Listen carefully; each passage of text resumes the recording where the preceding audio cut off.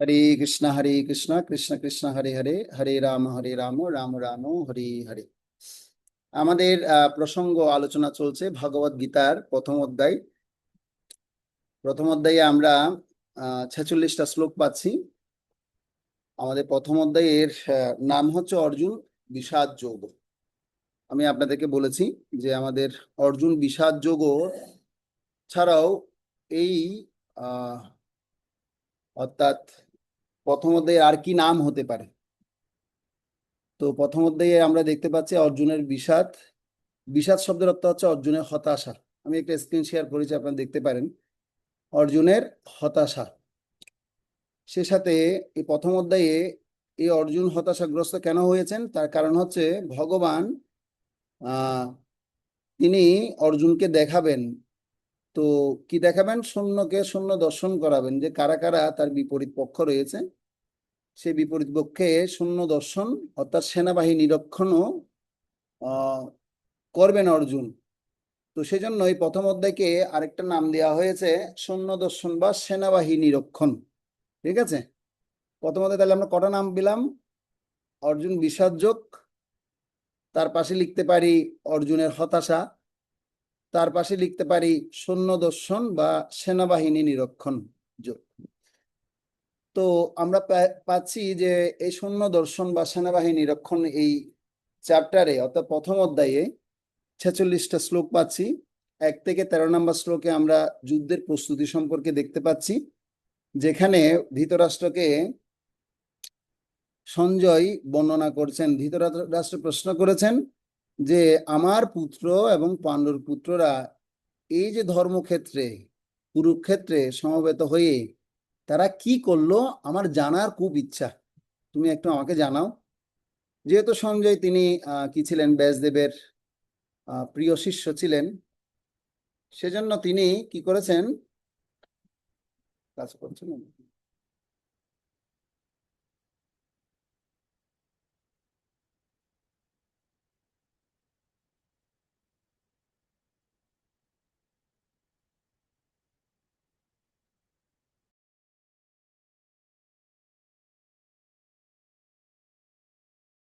দুঃখিত, আপনাদের মনে হয় আমার সাথে একটু সংযোগ বিচ্ছিন্ন হয়ে গেছেন, তাই না? হ্যাঁ, ওকে। আপনাদেরকে আমি স্লাইড দেখাচ্ছিলাম। আমি আলোচনা করছি হচ্ছে ভগবদ গীতার প্রথম অধ্যায়ের নাম বলছিলাম। প্রথম অধ্যায়কে আমরা জানতে পেরেছি সৈন্য দর্শন বা সেনাবাহিনী নিরীক্ষণ যোগ, অর্জুন বিষাদ যোগ বা অর্জুন হতাশা বলতে পারি প্রথম অধ্যায়কে। এবং প্রথম অধ্যায়ে আমাদের 46খানা শ্লোক রয়েছে। 1 থেকে 13 নম্বর শ্লোকে আমরা যুদ্ধের প্রস্তুতি সম্পর্কে শুনছি। গতকালকে আমরা 1 থেকে 10 নম্বর শ্লোক পর্যন্ত শুনলাম। তো যেখানে ধৃতরাষ্ট্র তার প্রিয় সেবক অর্থাৎ সঞ্জয়কে, তার প্রিয় সচিবকে জিজ্ঞাসা করছেন, যে কেন জিজ্ঞাসা করছেন? কারণ সঞ্জয়কে অর্থাৎ ধৃতরাষ্ট্রের পিতা ব্যাসদেব কি করেছেন, তাকে দিব্য দৃষ্টি প্রদান করেছেন। আর এই দিব্য দৃষ্টি পাওয়ার ফলে তিনি কুরুক্ষেত্র রণাঙ্গনে যা হচ্ছে ঘটনা সব তিনি দেখতে পাচ্ছিলেন। আর সেই দেখার কারণে তিনি সমস্ত কিছু অ্যাজ ইট ইজ বর্ণনা করছেন কার কাছে? ধৃতরাষ্ট্রের কাছে। তখন তিনি ধৃতরাষ্ট্রকে বলছেন যে আসলে এখানে কি হয়েছে, সমবেত হয়েছে। কারা সমবেত হয়েছে? যে দুইটা পক্ষ সমবেত হয়েছে, একটা হচ্ছে তোমার ছেলেরা এবং পাণ্ডুর ছেলেরা। তো আমরা গতকালকে অনেকগুলো বিষয় এগুলো নিয়ে আলোচনা করেছি। ধৃতরাষ্ট্রের সন্দেহ ছিল যে তার পুত্র এবং পাণ্ডবদের মধ্যে আপোষ মীমাংসা তিনি চাইছিলেন না। এই জন্য যুদ্ধক্ষেত্র থেকে ভয় পাচ্ছিলেন, যুদ্ধক্ষেত্রটা দেখে ভয় পাচ্ছেন, কেননা কুরুক্ষেত্র ছিল ধর্মভূমি। কেন ধর্মভূমি সেটা আমরা আলোচনা করেছি গতকালকে। এবং তার পুত্ররা অধার্মিক ছিল, পাণ্ডবরা ছিল ধর্মপ্রাণ ভক্ত। আর ধর্মক্ষেত্র তো ধার্মিকদেরই জয় হবে। আর কুরুক্ষেত্র কেন বর্ণনা আমি পেয়েছি, কুরুক্ষেত্রটা কেন কুরুক্ষেত্র হয়েছে? পুরুরাজ তিনি ধার্মিক ছিলেন, তিনি কর্ষণ করতে করতে ইন্দ্রদেবকে তুষ্ট করেছেন এবং অনেক তপস্যা আদি করার কারণে সেটা একটা ধর্মক্ষেত্রে পরিণত হয়েছিল। এবং আমরা দেখি যে গতকালকে শুনেছি কতজন ব্যক্তিরা তারা সেখানে তপস্যা করেছেন। তো আমি সেই কাহিনী আর আপনাদের বর্ণনা করতে চাই না। প্রভুপাদ আমাদের এই শ্লোকগুলোতে এর মধ্যে সবচেয়ে গুরুত্বপূর্ণ একটি উপমা তিনি দিয়েছেন, সেটা হচ্ছে ধান ক্ষেতের যেমন আগাছাগুলি তুলে ফেলা হয়, ঠিক তেমনি ভগবদ গীতার সূচনা থেকে আমরা দেখতে পাচ্ছি কুরুক্ষেত্রের রণাঙ্গনে ধর্মের প্রবর্তক ভগবান স্বয়ং উপস্থিত থেকে ধৃতরাষ্ট্রের পাপিষ্ঠ পুত্রদের সমূলে উৎপাদিত করে ধার্মিক যুধিষ্ঠিরের নেতৃত্বে ধর্ম ধর্মপরায়ণ মহাত্মাদের পুনঃপ্রতিষ্ঠা করার জন্য আয়োজন করেছেন। তো আমরা এই প্রসঙ্গগুলো শুনলাম, শোনার পরে আমরা চরিত্রগুলো শুনছিলাম, কার কি চরিত্র রয়েছে সেই চরিত্রের কাহিনী আমরা শুনছিলাম। তো তার মধ্যে অন্যতম আমরা চরিত্র দেখতে পাই, দ্রোণাচার্যের চরিত্রের কথা বলেছি, এবং আমরা কে রতি, মহারথী, অতিরথী, অর্ধরথী, কার কিরকম স্বভাব সে সম্পর্ক জেনেছি। তো আমরা দেখেছি যে আপনার দ্রোণাচার্যের কি কোয়ালিটিস রয়েছে সে কোয়ালিটি সম্পর্কে বর্ণনা করা হয়েছে। আর মহারথী মানে সে 10,000 যোদ্ধার সাথে যুদ্ধ করবে, অতিরথী মানে অসংখ্য যোদ্ধার সঙ্গে যুদ্ধ করবে, আর রথী মানে একজন যোদ্ধার সাথে যুদ্ধ করবে, আর অর্ধরথী মানে তদপেক্ষা কম। এই সম্পর্কে আমরা দেখলাম, এবং আরো শিল প্রভুপাদের দিক নির্দেশনা আমরা শুনেছি। আজকে যে আলোচনা হবে সে আলোচনা হচ্ছে আমাদের প্রথম যে আলোচনার পর্ব, সে পর্ব থেকে 3টা শ্লোক এবং দ্বিতীয় বিজয় সংকেত সম্পর্কে আমরা শুনতে পাবো। 14 থেকে 20 নম্বর শ্লোক আছে বিজয় সংকেত শুনবো, এবং 1 থেকে 13 নম্বর শ্লোকের যে 3টা শ্লোক বাকি আছে যুদ্ধের প্রস্তুতি সম্পর্কে আর একটু বাকি রয়েছে, সে প্রস্তুতি পর্বটা আমরা শেষ করব। তাহলে আমরা আমাদের প্রসঙ্গে আলোচনায় যাই। আমরা 10 নম্বর শ্লোক শেষ করলাম। 10 নম্বর শ্লোকে আমরা পেয়েছি যে যেখানে আলোচনা হয়েছে,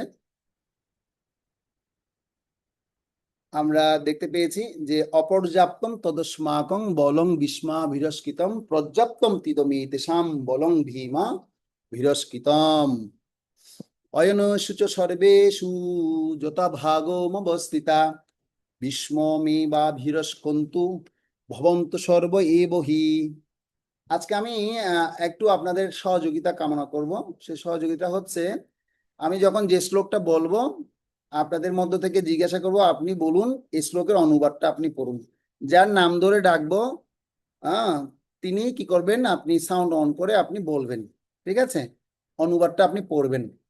তো এই জন্য যিনি ভিডিও অফ আছেন তাকেও কিন্তু আমি জিজ্ঞাসা করতে পারি, ঠিক আছে? তো সে ব্যাপারটা আপনারা আমাকে সহযোগিতা করবেন। সুবাহ শুচি সুত প্রভু, আপনি পড়ুন 11 নম্বর শ্লোকের অনুবাদ।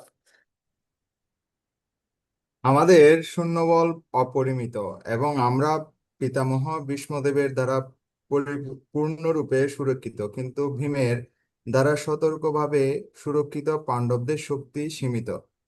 এখন আপনারা সকলে সেনাব্যূহের প্রবেশের পথে নিজ নিজ গুরুত্বপূর্ণ স্থানে স্থিত হয়ে পিতামহ ভীষ্মকে সর্বোত্তভাবে সাহায্য প্রদান করুন। তো তাহলে আমরা দেখতে পাচ্ছি এখানে আমাদের সৈন্যবল অপরিমেয়, আমরা পিতামহ ভীষ্মের দ্বারা পূর্ণরূপে সুরক্ষিত, অপরপক্ষে ভীমের দ্বারা সতর্কভাবে সুরক্ষিত, পাণ্ডবদের শক্তি সীমিত। এই শ্লোকটা গতকালকে আমরা আলোচনা করেছি, যে মানুষ ভয় পাওয়ার কথা বলেছি আপনাদেরকে, ভয় মানুষ কেন কেন পায়।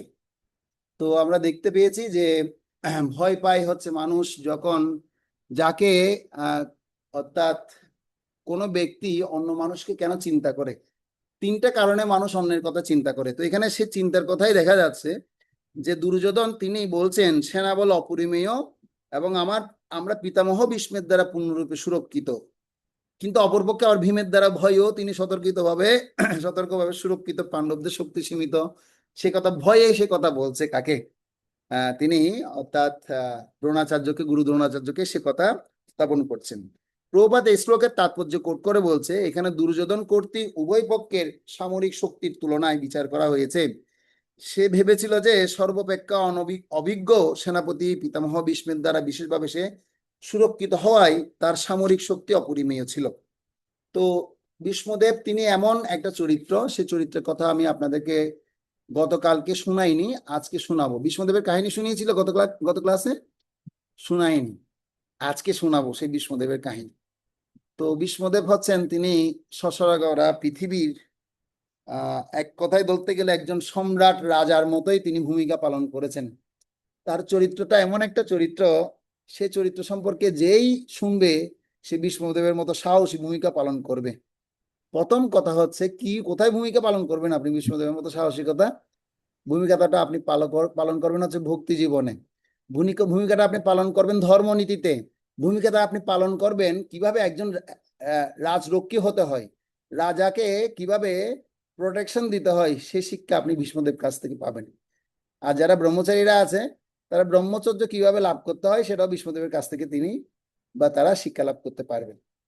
তো বলা হচ্ছে ভীষ্মদেব হচ্ছেন আমাদের দ্বাদশ মহাজনের মধ্যে একজন অন্যতম মহাজন। স্বয়ম্ভু নারদ শম্ভু কুমার কপিল মনু প্রহ্লাদ জনক ভীষ্ম বুলির বইয়া সখী বয়ম, মানে আমাদের 12 জন মহাজন রয়েছে। তো এই মহাজনদের পথ আমাদের অনুশীলন করার কথা বলছে। তো আমরা দেখতে পাই যে এই মহাজন শুধু 12 জন মহাজন আছেন তাই না, আমাদের অনেক বৈষ্ণব আচার্যরা যারা আছেন তারাও কিন্তু মহাজন। যেমন আমাদের নিত্যানন্দ মহাপ্রভু হচ্ছেন একজন মহাজন, যেরকম আমরা ভজন গীতে শুনতে পেয়েছি, নদিয়া গোদ্রমে নিত্যানন্দ মহাজন পাতি আছে নাম হট্ট জীবেরও কারণ। তো এরকম আমাদের বর্তমানে কলিযুগেও যারা সর গোস্বামীরা রয়েছেন তারাও কিন্তু মহাজন। তো আমাদের ধর্মের পথ কিভাবে অনুশীলন করতে হবে, এ ধর্মের পথ যারা পূর্ববর্তী মহাজনরা অনুশীলন করেছেন তাদের পথ আমাদের অনুশীলন করতে হবে। তো ভীষ্মদেবের প্রথম চরিত্র আমি আপনাদেরকে বলছি, তিনি হচ্ছেন একজন মহাজন। যুধিষ্ঠির মহারাজ আপনার যখন কি ছিলেন, আহ অর্থাৎ তার ভাইদেরকে রক্ষা করার জন্য, যক্ষের হাত থেকে রক্ষা করার জন্য গিয়েছিলেন। আর যক্ষ তখন তাকে প্রশ্ন করে বসছে যে আপনি আমাকে প্রশ্ন উত্তর দিন, তাহলে আপনার ভাইকে আপনি রক্ষা করতে সমর্থ হবেন, না হলে আপনার ভাইয়ের মতো আপনারও একই পরিস্থিতি ঘটবে। বুঝতে পারলেন কি বলেছি? তো বলছে তাহলে বলুন আপনার কি প্রশ্ন। তখন যক্ষ তাকে অনেকগুলো প্রশ্ন করেছেন, তার মধ্যে একটা প্রশ্ন দেখি আপনি বলুন, এই প্রশ্নের উত্তর যদি আপনি পারেন তাহলে আপনার সমস্ত ভাইদেরকে আমি রক্ষা করে দেব। তখন সে প্রশ্ন কি করলেন, প্রশ্নটা করলেন হচ্ছে আচ্ছা বলুন আমাদের কোন পথ আমাদেরকে অনুসরণ করতে হবে। বলছে কেন, এটা তো খুব সহজ উত্তর, মহাজনে না গতস পন্থা। তাহলে আমরা দেখতে পাচ্ছি আমাদের এই কৃষ্ণ মহানামৃত যদি কেউ অগ্রসর লাভ করতে চায় তাকেও মহাজনদের পথ অনুশীলন করতে হবে। তো এই ভীষ্মদেবের চরিত্রের কথা যদি বলতে যাই তাহলে এখন আমাদের আসে ভীষ্মদেব হচ্ছেন তিনি একজন পবিত্র মাতৃত্বের সন্তান, যিনি হচ্ছেন কে, যিনি হচ্ছেন গঙ্গা দেবীর পুত্র হচ্ছেন কে, ভীষ্মদেব। তো পাণ্ডুর ক্ষেত্র যে দ্বিতীয় পুত্র হচ্ছেন এবং মধ্য মধ্যম পাণ্ডব নামে খ্যাত ধর্মপরায়ণ যুধিষ্ঠিরকে লাভ করার পর পাণ্ডু কুন্তিকে একটি বলবান পুত্র প্রার্থনা করতে বললেন। তখন বায়ুকে আহ্বান করে কুন্তি তার কাছে এক মহাকায় বলবান পুত্র প্রার্থনা করেন। কুন্তির গর্ভে এবং ঔরসে ভীমের জন্ম হয়। তো ভীমের পরিচিতিটা আমরা গতকালকে শুনেছিলাম কি ভীমের পরিচিতি শুনিনি মনে হয় না। তো আমি একটু ভীমের পরিচিতিটা বলছি, এরপরে ভীষ্মদেবের পরিচিতিটা আর একটু প্রসঙ্গটা আলোচনায় আসবো। তো এই ভীম আপনার আকৃতিতে সে বিরাট বড় কি ছিল, সে বলশালী শক্তিশালী কি ছিল, কি ছিল, বিরাট আকৃতি এবং দেহের শক্তি পরিমিত তার ছিল। এবং সে দ্রোণ এবং বলরামের নিকট থেকে অস্ত্র শিক্ষা লাভ করেছিল। গদা যুদ্ধে তিনি অর্থাৎ দ্বিতীয় শক্তিধর বলে তিনি বিবেচিত হয়েছিল। প্রথম কিন্তু দুর্যোধন হয়েছিল, বুঝতে পারলেন? প্রথম কিন্তু গদা যুদ্ধে দুর্যোধন হয়েছিল, ভীম হয়েছিল হচ্ছে পরে।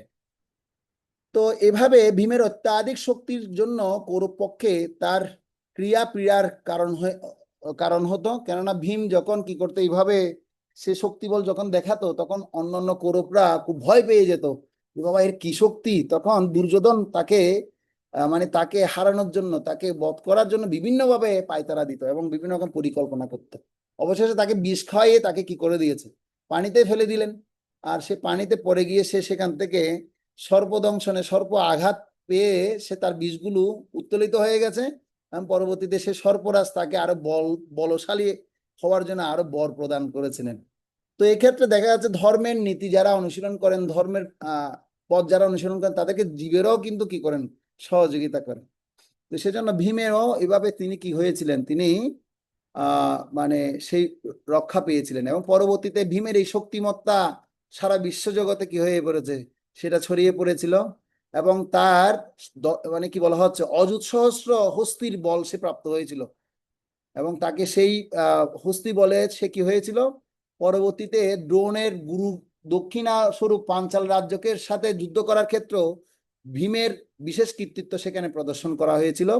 এবং দুর্যোধন বারাণাবতে যে জতুগৃহে অগ্নিসংযোগ করে কুন্তী সহ পঞ্চপাণ্ডবকে জীবন্ত দগ্ধ করার চেষ্টা করেন, কিন্তু পাণ্ডবরা বিদুরের সাবধান বাক্যে দুর্যোধন এই চক্রান্ত নিষ্ফল হয়। এবং ভীম কি করেছেন, সে সুড়ঙ্গ পথ বানানোর জন্য নিজে একা ভূমিকা পালন করেছিলেন। অর্থাৎ সে লাক্ষাগৃহ থেকে বের হওয়ার জন্য সুড়ঙ্গ পথ বানিয়েছিলেন কে? ভীম একাই বানিয়ে ফেলেছিলেন। এই কাহিনী হয়তো আপনারা অনেকে জানতেন না। তো ভীমের এই শক্তিমত্তা, সে বানানোর পরও সে কি হয় না, সে ক্লান্ত হয় না। তো এবং দেখা যায় যে নকুল এবং সহদেবকে সে নিজের দুই হাতে কোলে করে তুলে সে লাক্ষাগৃহ থেকে নিয়ে চলে বেরিয়ে গেছেন। মানে এত শক্তিমত্তা তার। পরবর্তীতে আমরা দেখতে পাই যখন তারা বনে গমন করতে করতে এক রাক্ষসীর খপ্পরে পড়ে, হিড়ম্বা আর হিড়ম্ব। আর হিড়ম্ব কি করেছে, সে সমস্ত যারা পাঞ্চ পাণ্ডবরা যারা ছিল সবাইকে খাওয়ার জন্য প্রস্তুত হয়ে গেছে। ভীম বলছে, তুমি যদি ওদেরকে খেতে যাও আগে আমাকে যুদ্ধের মধ্যে হারাতে হবে, তুমি আগে যুদ্ধে হারাও। তো হিডম্বের কাহিনী আরো অনেক রয়েছে, আমি সংক্ষিপ্ত সহকারে বলছি। তখন ভীম কি করলে, সেই হিডম্বকে মানে এক ঠুসিতে মেরেই কি করে দিয়েছে, বধ করে দিয়েছে। তো ভীমের এই শক্তিমত্তা ছিল। পরবর্তীতে ভীমের এই শক্তিমত্তা দেখে হিড়ম্বর বোন হিড়ম্বা কি করেছে, অর্থাৎ তার কাছে প্রেমের প্রস্তাব দিয়েছে, বলছে আমি তোমাকে ভালোবাসি। বলছে ঠিক আছে, এখন তুমি আমাকে ভালোবাসো, বলছে আমরা তো ক্ষত্রিয় মানুষ, আমাদেরকে কেউ যদি অফার দেয় আমরা এটা কি করতে পারি না। তারপর আবার কি করলেন, না চলুন আমার এখানে বড় ভাই এবং মায়েরা আছে, তাদের কাছে তোমাকে নিয়ে যাই। এবার নিয়ে যাওয়া হলো, এবং তাদের কাছে নিয়ে যাওয়ার পর বলছে, হ্যাঁ এটা তোমার সাথেই মানাই, তোমার যেরকম দেহ বল আছে ওরও এরকম দেহ বল আছে, সব সুটং সুটং দেখা দেখা যাচ্ছে, ঠিক আছে তুমি ওকে বিয়েই করে ফেলো। তখন তাকে বিয়ে করে ফেললেন। বিয়ে করার পর তার গর্ভে ওরসে একটা সন্তানের জন্ম হয়, আপনারা জানেন তার নাম ছিল ঘটোৎকচ। আর এই ঘটোৎকচে কিন্তু সে এমন বিশাল আকৃতির দেহ হয়েছে, যেহেতু ভীমেরও শক্তি বল, হিরম্ব সে রাক্ষস রাক্ষস রাক্ষস বংশের কি ছিল, তারও শক্তিমত্তা বিশাল। আর দুইটা শক্তি একসাথে মিশ্রিত হয়ে কি হয়েছে, বিশাল একটা বৃহৎ আকারের শক্তি বলের পুত্র সন্তানের জন্ম দেয়। আর সেই ঘটোৎকচ পরবর্তীতে সেই যখন যুদ্ধক্ষেত্রে আসে কৌরব পক্ষকে, সরি পাণ্ডব পক্ষকে সহযোগিতা করার জন্য, আর সহযোগিতা যখন করতে আসে, সে তো আর অস্ত্র বিদ্যা দিতে অত পারদর্শী না। তার কাজ হচ্ছে কি কাজ, সে ধরে ধরে চেপে ধরে ধরে শুধু মানুষ খাওয়া তার কাজ। তো এমন সে মানে এক এক চাপাতে সে হাজার হাজার শত সহস্র মানুষকে মেরে ফেলতে পারতো, ঘটোৎকচের এরকম শক্তি ছিল। আর পরবর্তীতে ঘটোৎকচ কি হয়েছে, সে কর্ণের বাণের দ্বারা আঘাতপ্রাপ্ত হয়ে সে মানে মৃত্যুবরণ করবে। এই টাইমে কৃষ্ণ বলছে, ঠিক আছে ঠিক আছে, তুমি আমাদের পক্ষে পড়বে না, তোমার দেহটা যদি কৌরব পক্ষের ওদিকে যে কি আছে সৈন্য সামন্ত আছে সেখানে যদি ফেলো, তাহলে লক্ষ লক্ষ সৈন্য কি হয়ে যাবে, তোমার দেহের চাপা খেয়ে এসে তারা মারা মারা পড়ে যাবে। তুমি ওদিকে পড়ো, ওদিকে পড়ো, এদিকে পড়ো না, ওদিকে পড়ো। আর যেহেতু সে কথা বলেছে, অত মৃত্যু হচ্ছে, মানে দেখুন তারপরও মৃত্যুর পথও সে মৃত্যুবরণ করতে করতেও সে কি করেছে, সে ভগবানের বাণীকেই সার্থক করার জন্য সেদিকে দেহটাকে ফেলেছে।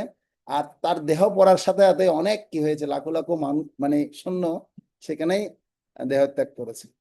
তো এ হচ্ছে কি ভীমের শক্তি বলের কথা বলছি আপনাদেরকে। তো পরবর্তীতে আমরা দেখতে পাই যে যখন ভীম অর্থাৎ এই প্রসঙ্গের মধ্যে এই যে কুরুক্ষেত্রের রঙে যুদ্ধ হওয়ার প্রধান কারণ হচ্ছে দ্রৌপদী বস্ত্রহরণ করেছিল, এবং সেই অপমান পাণ্ডবরা সহ্য করতে পারেনি। আর সেই পাশা খেলার মধ্যে বসে পাণ্ডব তো মানে দাঁত গিরগিরিয়ে গিরগিরিয়ে এমন এমন কি করবে তোকে, মানে আমি তুই যদি আমার এই পাঞ্চালীকে আমি পাঞ্চালীর বস্ত্রহরণে যদি আমি প্রতিশোধ নিতে না পারি, আমি কিন্তু এই ভীম নামে আর কি হব না এই জগতে, আমি আর খ্যাত হব না। দুর্যোধন, তো দুই হাত মুড়ে আমি কি করবো, ভেঙে আমি মুড়ে দিব তোর, যে জঙ্গার মধ্যে তুই এই কথা বলেছিস বসাবি বলেছিস, তোর জঙ্গা আমি ভেঙে দিব। তো পরবর্তীতে আমরা দেখতে পাই যে এই ভীম ঠিক ঠিকই দুর্যোধনকে কি করেছে, বধ করেছে। বধ করে সেই পাঞ্চালীকে প্রতিজ্ঞা যেটা দিয়েছে সেই প্রতিজ্ঞা, অর্থাৎ দ্রৌপদীকে প্রতিজ্ঞা সে রক্ষা করেছিল। তো আমরা দেখতে পাই এ হচ্ছে ভীমের মোটামুটি একটা আপনাদের কি বললাম চরিত্রের কাহিনী বর্ণনা করলাম। তো আমি ভীষ্মদেবের কথা আপনাদেরকে শোনাচ্ছি, পিতামহ ভীষ্মদেব। তো ভীষ্মদেব তো তিনি এমন এরকম পরাক্রমশীল ছিলেন। আর ভীমও কি করেছে, ভীষ্মদেবের কাছ থেকে এরকম শিক্ষা তিনি লাভ করেছিলেন। ভীষ্মদেব তিনি কি ছিলেন, শান্তনু রাজার পুত্র রূপে তিনি এই জগতে প্রসিদ্ধ হয়েছিলেন। তো শান্তনু রাজা তৎকালীন ভারতবর্ষের সমস্ত ভারতবর্ষের তিনি কি ছিলেন, রাজা ছিলেন। আর এই শান্তনু রাজা রাজা হওয়ার কারণে তিনি শশাগরা পৃথিবীকে তিনি শাসন করছিলেন খুব সুন্দর মতো। তো একবার দেখতে পাচ্ছেন কি গঙ্গা দেবী তিনি কি করছেন, পৃথিবীতে এসে তিনি ভ্রমণ করছেন। আর শান্তনু রাজা গঙ্গা দেবীকে দেখে খুব ভালো লেগে গেছে। ভালো লেগে গিয়ে তখন তাকে প্রস্তাব দিয়েছে, বলছে আমি আপনাকে বিবাহ করতে চাই, আমি হচ্ছে ভারতবর্ষের রাজা। তো গঙ্গাদেবী বলছে ঠিক আছে, তুমি যেহেতু আমাকে দেখে পছন্দ করেছো খুব ভালো, তাহলে তুমি একটা কাজ করো, যে একটা সত্য তোমাকে আমি দিতে পারি, সে সত্য যদি তুমি রাজি হও তাহলে আমি তোমাকে বিবাহ করবো। তো আপনারা সেই কাহিনী আপনারা জানেন। বলছে সত্য হচ্ছে কি, আমি আমার জীবনে যা কিছু করব তুমি আমাকে কোনো বাধা দিতে পারবে না, যদি বাধা যখন দিবে তখন আমি তোমাকে পরিত্যাগ করে চলে যাব। তো এ করে তারপর শান্তনাথ বলে ঠিক আছে। আসলে যখন মানুষের যখন কাম অন্ধ হয়ে যায় তখন তার আর অন্য কোনো স্থিতি তার থাকে না। সেজন্য প্রতিজ্ঞা কখনো দেওয়ার সময় আমাদের চিন্তা করতে হবে, প্রতিজ্ঞা সবসময় ভালো না, বা কাউকে কথা দিতে গেলে আগে অনেক চিন্তা ভাবনা করে কথা দেওয়া ভালো। কথা যদি একবার দিয়ে দেন তাহলে সেটা আর ফিরিয়ে আনতে পারবেন না, ফিরিয়ে আনলে সেটা অধর্ম হয়ে যাবে। তো এখন শান্তনু রাজা কি করলেন, সে গঙ্গা দেবীকে কথা দিয়ে দিলেন ঠিক আছে, তুমি যা করবো তোমাকে আমি কোনো কিছু বাধা দিব না। এই করতে করতে গঙ্গা দেবী এখন ঠিক আছে, বিবাহ হলো। বিবাহ হওয়ার পর প্রথম সন্তানের জন্ম হলো। আর প্রথম সন্তান যখন জন্ম হয়েছে, জন্ম হওয়ার সাথে সাথে তিনি কি করলেন, সে সন্তানটাকে নিয়ে গিয়ে সে জলের মধ্যে ডুবিয়ে মেরে ফেললেন। আর এদিকে শান্তনু রাজা দেখে কিরে বাবা কি অবস্থা, এভাবে কি মা, একজন মা পারে তার সন্তানকে মেরে ফেলতে? কি রাক্ষসীর মতো কাজ করছে, কিন্তু কিছু বলতে পারছে না, বললে কি হবে, গঙ্গা দেবী ছেড়ে চলে যাবে। এবার দ্বিতীয় সন্তান জন্ম হলো, তা একই অবস্থা করলো। তৃতীয়, চতুর্থ, পঞ্চম, ষষ্ঠ, সপ্তম যখন সন্তান একইভাবে যখন করতে যাচ্ছে, তখন বাধা দিয়েছে, বলছে অনেক হয়েছে, তোমার এই অত্যাচার আমি আর সহ্য করতে পারছি না, তুমি তোর চলে যাও, দরকার নেই, কিন্তু আমার সন্তানকে আমার কাছে দিয়ে যাও। তখন এই কথা বলে বলছে ঠিক আছে, যেহেতু তুমি তোমার প্রতিজ্ঞা ভঙ্গ করেছো, আমার আর কিছু করার নেই, তাহলে এই সন্তানকে আমি আর মারছি না, তবে এই সন্তানকে আমি এখন নিয়ে যাব, আমি আমার জায়গায় ফিরে যাব, এই সন্তানকে আমি নিয়ে যাব, ওকে আমি উপযুক্ত শিক্ষা দীক্ষা দিয়ে তারপর তোমার কাছে ফিরিয়ে দিব। এরপর বলার পরে তখন কি করলেন, এই বিষ্ণুদেব অর্থাৎ সেই সন্তান যেটা জন্ম হলো সেই সন্তানটার নাম ছিল দেবব্রত। কি নাম? দেবব্রত। তো এই দেবব্রত হচ্ছেন গঙ্গা দেবীর পুত্র। সেই দেবব্রতকে নিয়ে গঙ্গা দেবী চলে যান। চলে যাওয়ার পর এবার দেবব্রতকে এবার সমস্ত এডুকেশন ট্রেনিং দেওয়া শুরু করেছেন। শৈশবকাল থেকে সুন্দর মতো শিক্ষণ প্রশিক্ষণ দিয়ে কি করছেন, তাকে সুন্দর মতো আপনার গড়ে তুলেছেন। দেবগুরু বৃহস্পতির কাছে শিক্ষা লাভ করিয়েছেন। এছাড়া আরো অনেক অনেক মুনি ঋষিদের কাছে তাকে সমস্ত সামরিক বিদ্যা, তারপর হচ্ছে শাস্ত্রবিদ্যা, রাজনীতিবিদ্যা, সমাজবিদ্যা, সব রকমের কর্ম কৌশল, একজন রাজা হওয়ার জন্য যা যা যোগ্যতা দরকার, একজন যুবরাজ হওয়ার জন্য যা যা যোগ্যতা দরকার, সব এডুকেশন ট্রেনিং তাকে প্রদান করেছিল। আর সেই শিক্ষণ প্রশিক্ষণ শেষ হওয়ার পর একদিন কি করলেন, সে গঙ্গা দেবী বিষ্ণুদেবকে নিয়ে চলে আসলেন, বিষ্ণুদেব না সরি, দেবব্রতকে নিয়ে চলে আসলেন এই পৃথিবীতে। পৃথিবীতে যখন চলে আসলেন, এদিক দিয়ে শান্তনু রাজা তো একদিন দুদিন তিন দিন এভাবে করে করে অপেক্ষা করছে। প্রতিদিনই গঙ্গার পাড়ে গিয়ে গিয়ে শুধু অপেক্ষা করছে কখন আমার সন্তানটা আসবে, কখন আমার সন্তানটা আসবে। কারণ শান্তনু রাজা এদিক দিয়ে তো বুড়া হয়ে গেছে, বৃদ্ধ হয়ে গেছে, এখন বয়স হয়ে গেছে, এখন তো তার এখন যাই যাই অবস্থা পরিস্থিতি, এখন তো রাজ্যের রাজা তো একজন বানাতে হবে। রাজা কে হবে? যুবরাজ হবে সেই দেবব্রত। এখন দেবব্রত কি করলো, সেই দেবব্রতকে নিয়ে গঙ্গা দেবী আসলেন। আসার পর দেখতে পাচ্ছি কি গঙ্গার যে স্তোত্র, সে স্তোত্র অর্থাৎ গঙ্গার স্তোত্র, গঙ্গার যে স্রোত, সে স্রোতটা কে জানি তীর দিয়ে বন্ধ করে দিয়েছে।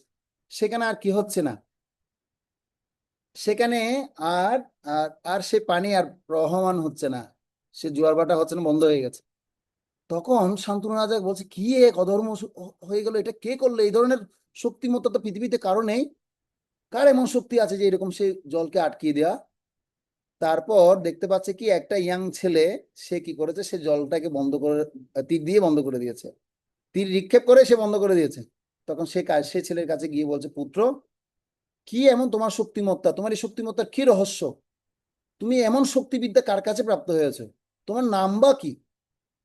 তখন সে দেবব্রত বলছে আমি হচ্ছি দেবব্রত, আমার আমার পরিচয় হচ্ছে, আমার পিতা হচ্ছে শান্তনু রাজা, মা হচ্ছে গঙ্গা দেবী। তখন গঙ্গা দেবী কি করলেন, সেই জল থেকে উঠে উঠে আসলেন। আসার পরে গঙ্গা দেবী শান্তনু রাজার কাছে এসে বলছে দেখো তোমার এ ছেলের যে বাণ শক্তি, এই বাণ শক্তি দ্বারা কি সে সারা পৃথিবী পরিচালনা করতে পারবে কিনা দেখো। তার শক্তিমত্তা ঠিক আছে কিনা দেখো, পরীক্ষা করে দেখো। এ হচ্ছে তোমার পুত্র দেবব্রত। তোমার দেবব্রত এখন পুরোপুরি সে সমস্ত সামরিক শিক্ষা, রাজনৈতিক শিক্ষা, সামাজিক শিক্ষা, সমস্ত শিক্ষা সে এখন পরিপূর্ণ, এখন নিপুণ হয়ে গেছে। এখন তুমি তাকে এবার গ্রহণ করো। এবার কি করলেন তিনি, অত্যন্ত খুশি হয়ে গেছেন। বলছে তুমি এই বিদ্যা তো আমি কখনো লাভ করিনি, তুমি কিভাবে পেলে? বলছে সব আমার মায়া, মা আমাকে কি করলেন, আমাকে বিভিন্ন গুরুর কাছে সে শিক্ষণ প্রশিক্ষণ দিয়েছেন, আমি সে শিক্ষা লাভ করেছি। এখন যেহেতু আপনি আমার পিতা, আমি এখন আমার সেবা হচ্ছে আপনার সেবা করা। তো এই বলে গঙ্গা দেবী তিনি কি করলেন, সেই জায়গা থেকে অপ্রকট হলেন। আর দেবব্রতকে নিয়ে তিনি কি করলেন, চলে আসলেন তার রাজ্যে। আসার পর এখন তো শান্তনু রাজার ভীষণ খুশি, এমন একটা গুণধর সন্তান সে লাভ করেছেন, সারা পৃথিবী ভারতবর্ষকে সে পরিচালনা করতে পারবে। এখন রাজ্যে ঘোষণা হয়ে গেল যে আসলে কি হবে, এখন রাজ্যাভিষেক হবে। আগে যুবরাজ পদে নিযুক্ত হবে আমার পুত্র দেবব্রত। আর দেবব্রত এখন যুবরাজ পদে অভিষিক্ত হবে। এর মধ্যে শান্তনু রাজা একটু মৃগয়া করতে গেছেন, মানে মৃগয়া মানে বনে গেলেন একটু কি করতে, ক্ষত্রিয়দের যা স্বভাব সেটা করতে গেছেন আর কি। সে একটু ঘুরতে গেছে না, আর মৃগয়া করতে গিয়ে সেখানে বয়স্ক ব্যক্তি, বুড়া মানুষ, সে এখন একটা মেয়ের প্রেমে কি হয়ে গেছে, রূপে আকৃষ্ট হয়ে গেছে, তার প্রেমে পড়ে গেছে। তো তার নাম হচ্ছে মৎস্যগন্ধা। তার নাম কি? মৎস্যগন্ধাকে দেখে তার অত্যন্ত ভালো লেগে গেছে। তো এই জন্য ব্যাপার হচ্ছে এখানে যে আসলে বয়স যদি বাড়লো যে আপনার কাম যে কি হবে, যে কামনা বাসনা যে চলে যাবে তাই কিন্তু নয়। কেউ অনেকে মনে করতে পারেন যে আসলে আমার বয়স হয়ে গেছে, আমার আর কি, আমাদের বুড়ো হয়ে গেছে, এখন আমাদের আর কি কামনা বাসনা আছে। আরে তাই না, বয়স বেড়ে গেলে আরো কামনা বাসনা বেড়ে যাবে। আপনি বয়স বেড়ে গেলে আরো কামনা বাসনা বেড়ে যাবে। তো এখন শান্তনু রাজার সে জীবনে থেকে আমাদের এই শিক্ষা, তখন শান্তনু রাজা কি করলেন, সে মৎস্যগন্ধার পিছু পিছু ধাপতে ধাপতে, মৎস্যগন্ধা মানে সে কি করে মাছ ধরেন বুঝতে পারলেন, আর হচ্ছে নদী দিয়ে কি করেন, এদিক দিয়ে মানুষ নৌকা দিয়ে, নদীতে নৌকা দিয়ে মানুষ পারাপার করেন। আর সেই একটা এরকম মেয়ের পাল্লায় পড়ে গেল, কেমন এক ক্ষত্রিয় রাজা, শান্তনু রাজা। তো এখন এ হচ্ছে আমাদের পরিস্থিতি দেখুন, যে এই দেখে তখন তিনি কি করলেন, আর কি কামানন্দ হয়ে গেছে পুরোপুরি। এবার গেলেন কি করছে, তাকে অফার দিয়েছেন, বলছে আপনি আমাকে আমি আপনাকে বিবাহ করতে চাই। বলছে আমি তো আমার নিজের জীবনটা আমার হাতে নেই, আমারটা তো আমার জীবন পরিচালনা করছে আমার পিতা। আপনি আমার পিতার কাছে যান, পিতা যদি এই রাজি হন তাহলে আমি অবশ্যই আপনাকে বিবাহ করতে সম্মতি আছে। তখন এই কথা বলতে গিয়ে তখন ওর পিতার কাছে গেল। পিতার কাছে গিয়ে, অর্থাৎ কার পিতার কাছে, মৎস্যগন্ধার পিতার কাছে গেল। আর মৎস্যগন্ধার পিতার কাছে যখন গেলেন, যার মৎস্যগন্ধার পিতা এমন একটা অফার দিল, বলছে আমার মেয়েকে আপনাকে দিতে পারি একটা শর্তে। তো বলুন কি সত্য? বলছে সত্যটা তো আপনি পূরণ করতে পারবেন না, আমি জানি আপনি পূরণ করতে পারবেন না। বলছে কেন? বলুন, আপনি বলে দেখুন, অবশ্যই আমি পূরণ করব, যে কোনো রকম সত্য আমি মানতে রাজি আছি। তো এখন বলছে পারবেন, আমার মেয়ের ওরসে যে সন্তান হবে সে সন্তানকে রাজা করতে পারবেন আপনি? এই কথা বলার পর তো আর সে শান্তনু রাজা আর শান্তনু রাজার জায়গায় নেই। কেন? কারণ তার রাজ্যে রাজা হবে কে? দেবব্রত। এখন দেবব্রত তো ইতিমধ্যে আপনার সমস্ত কিছু তার কি হয়ে গেছে, এখন রাজ্য অভিষেক হবে, সমস্ত আয়োজন। এখন শান্তনু রাজা পড়ে গেছে বিপাকে।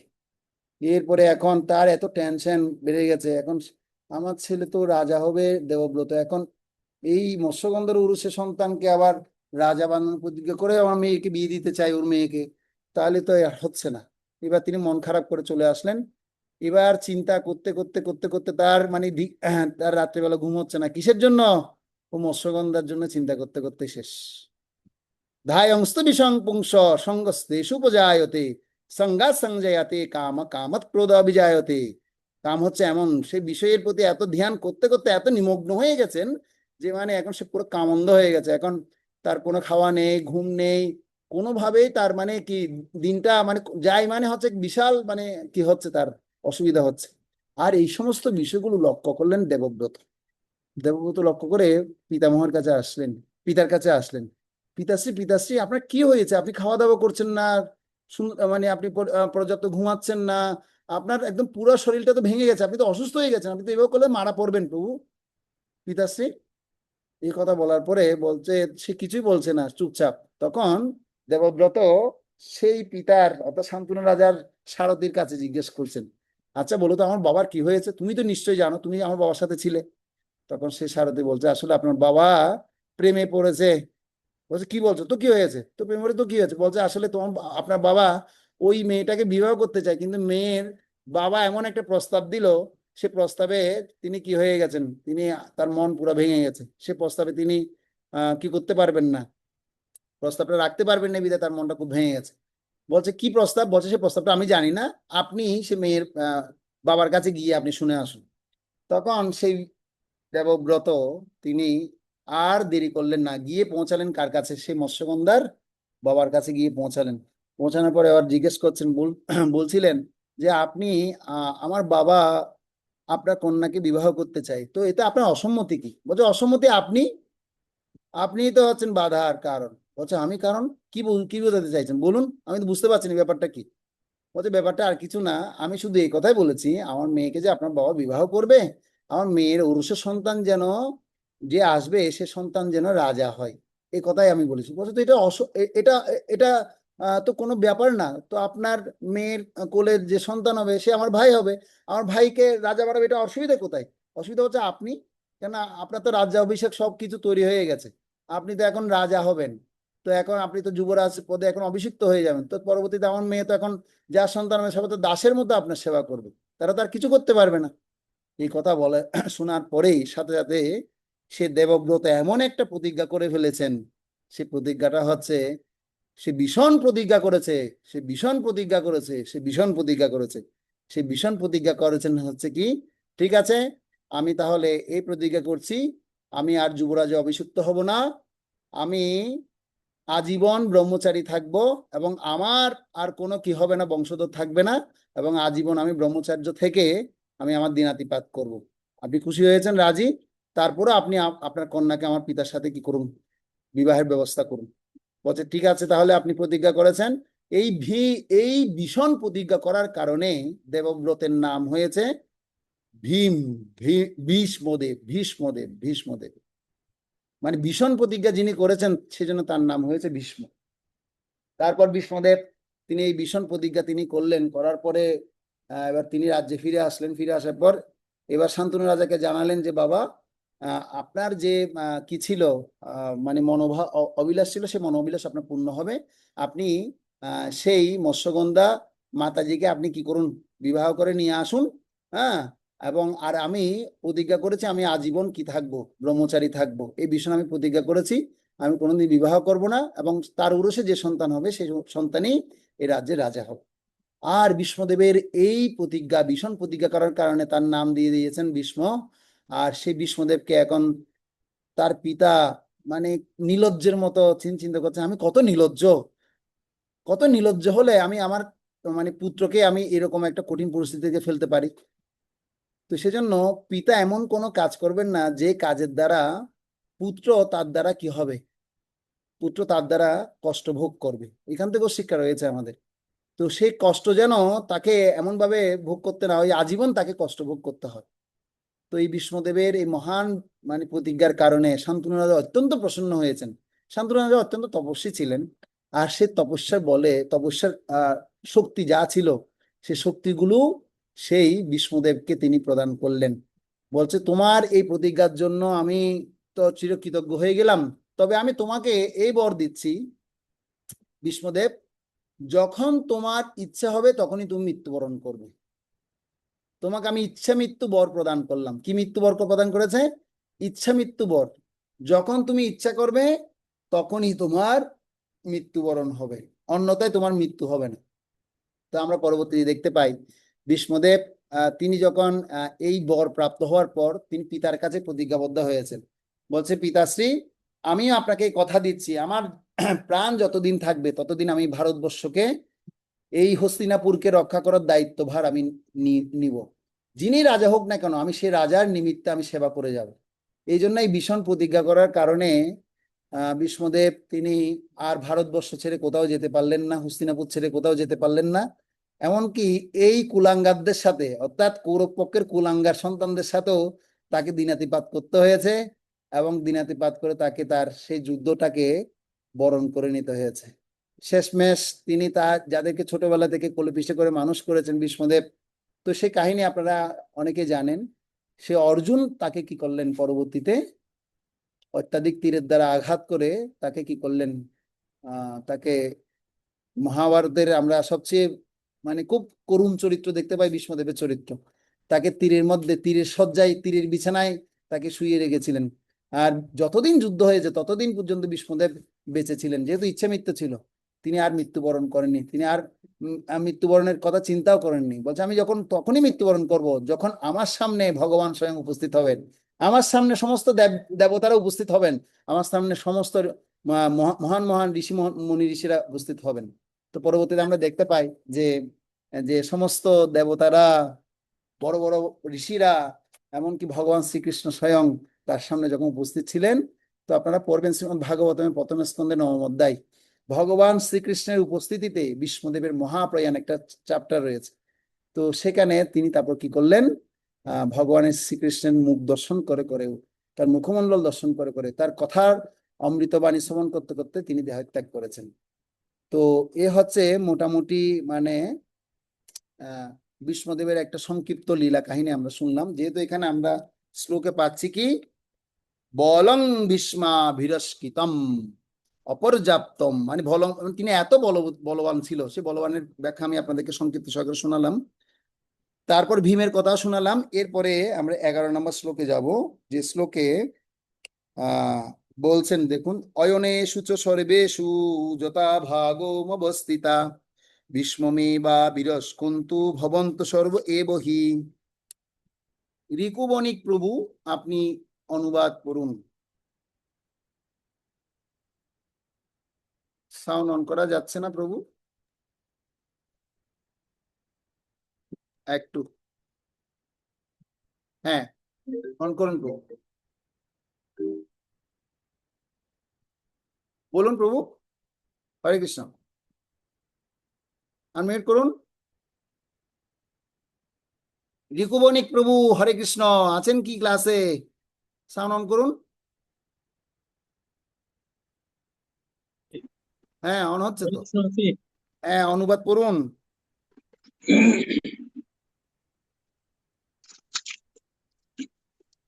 আমাদের সৈন্যবল অপরিমিত আরে এবং ভাই, আপনি মনোযোগ নাই ক্লাসে।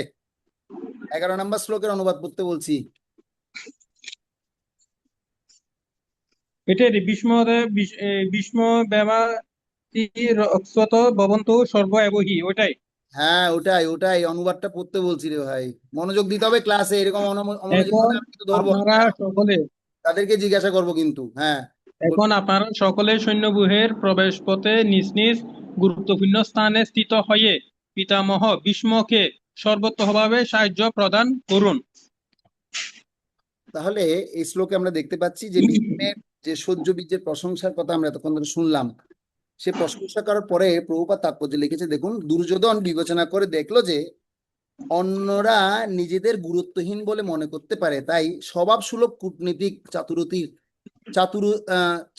চাতুরির সাহায্যে সেই পরিস্থিতির ভারসাম্য বজায় রাখার জন্য সেই উপরোক্ত কথাগুলি বলেছিল। তো এটা হচ্ছে কি, রাজনীতিক যে করণ কৌশল যদি কেউ জানতে চায়, রাজনীতিতে কি করণ কৌশল অবলম্বন করতে হবে, এটা দুর্যোধন খুব ভালো মতোই সে নিপুণভাবে শিখেছিল। তো এই জন্য আমাদের একটা বিষয় খুব খেয়াল রাখতে হবে, যে 12 নম্বর শ্লোকে খুব গুরুত্বপূর্ণ একটা শিক্ষা হচ্ছে। দেখুন, যেখানে কি বলা হচ্ছে যে যখন,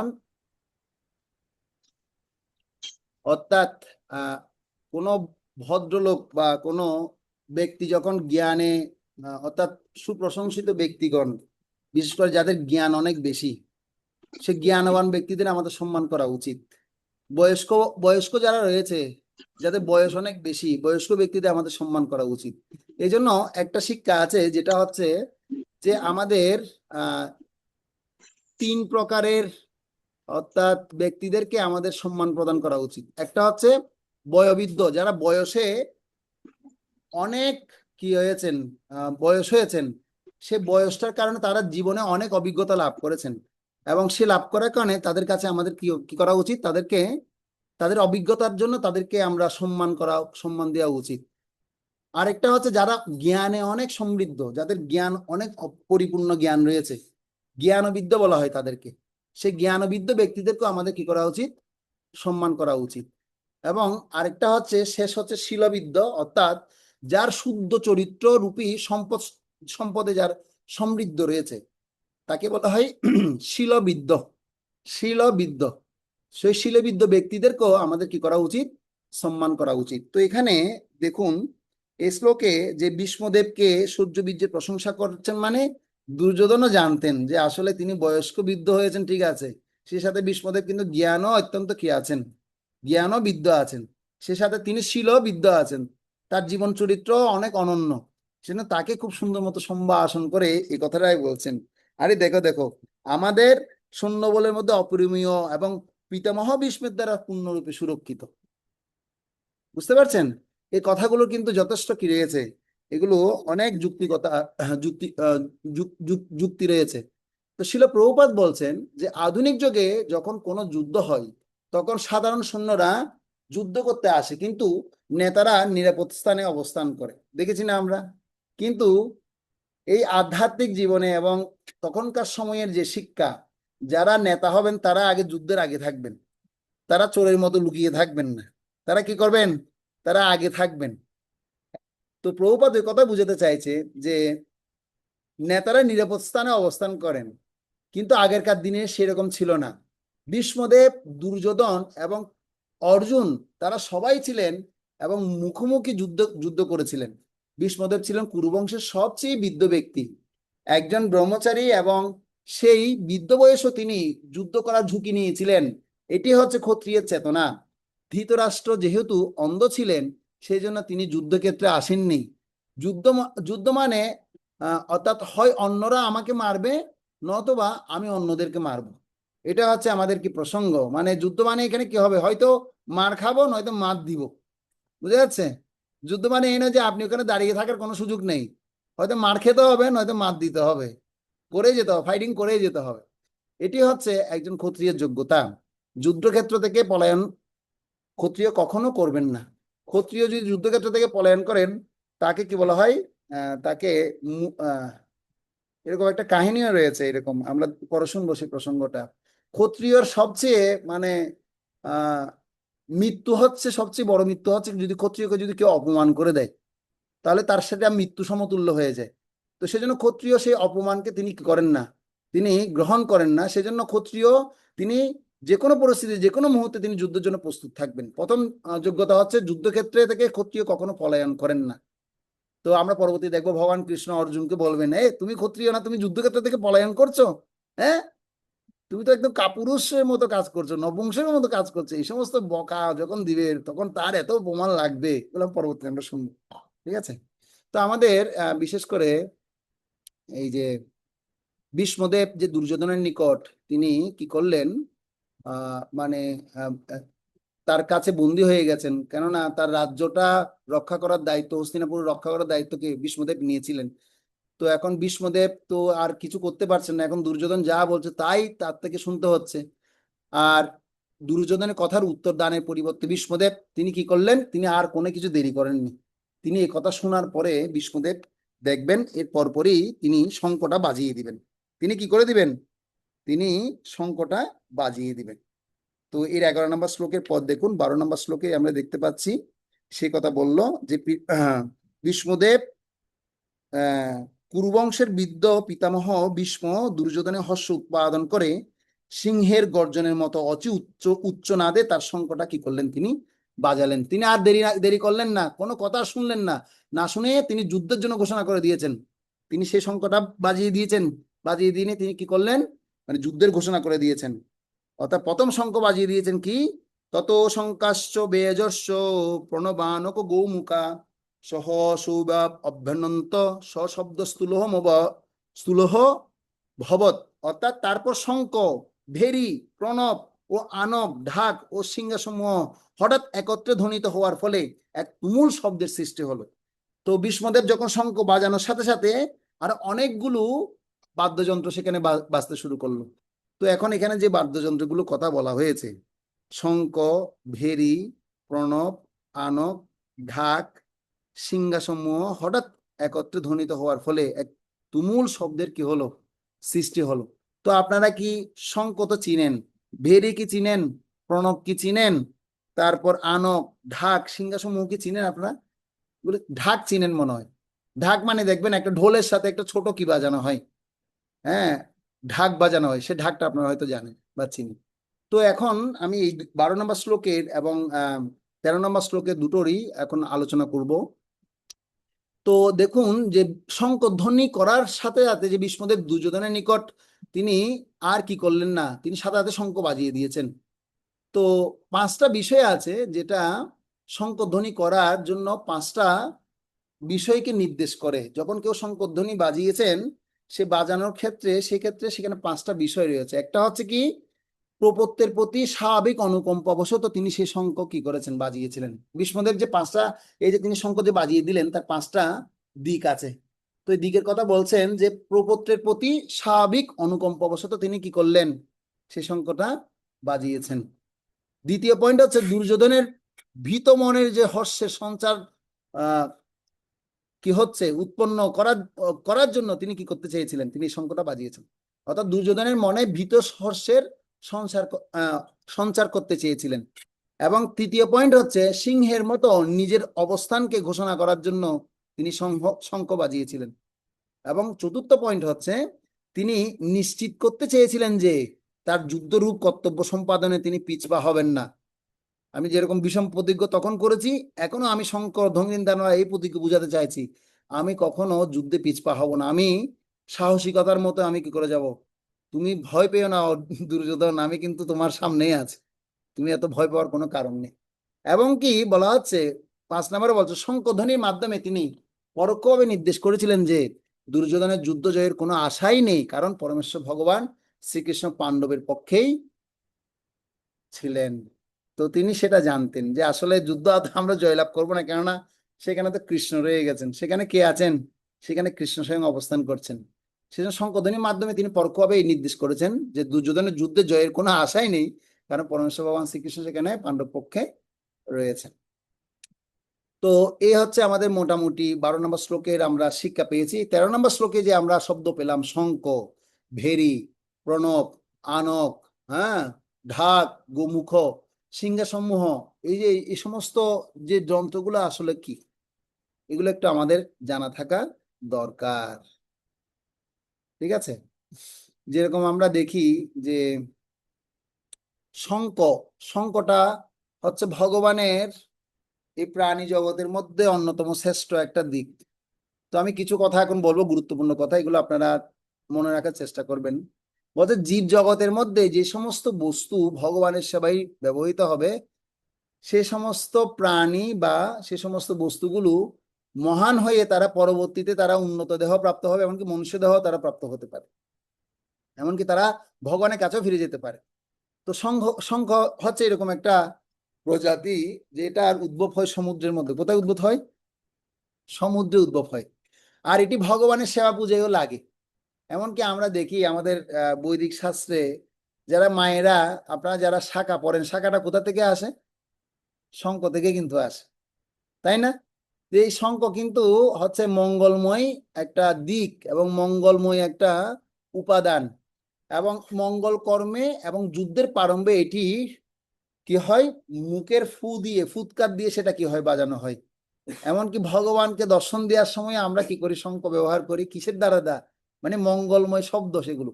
শঙ্খধ্বনি শুনলে কেমন লাগে, কেমন লাগে? ভক্তদের তো খুব প্রীতি লাগে, আনন্দ লাগে। হ্যাঁ, আর ভয় কাদের লাগে, ভয় লাগে হচ্ছে যারা ভগবান বিদ্বেষী আছে, যারা ভগবানকে মানতে চায় না, যারা সনাতন প্রবৃত্তিকে মানতে চায় না, তাদের মনে ভয় ঢুকে যায়। ঠিক আছে, তো এ হচ্ছে কি মোটামুটি আমরা বুঝতে পারি যে শঙ্খ হচ্ছে ভগবানের একটা সুন্দর সেবার একটা বস্তু। আর বলা হচ্ছে এই যে মাছের মধ্যে, মৎস্য প্রজাতির মধ্যে যে শঙ্খ, এই শঙ্খ প্রজাতিতে যারা জন্মগ্রহণ করেছেন তারা সরাসরি তারা মনুষ্য দেহ প্রাপ্ত হবে। আর মাছের মধ্যে মকর মৎস্য রূপ যদি যারা ধারণ করেছে, মকর মৎস্যকে কিন্তু ভগবান তার বংশীর মধ্যে আটকে রেখেছেন। আপনারা দেখেছেন, বংশীর মুখে, বংশীতে ধারণ করে রেখেছেন। তার একটা সুন্দর কাহিনী আপনারা আছে, আপনারা জানেন।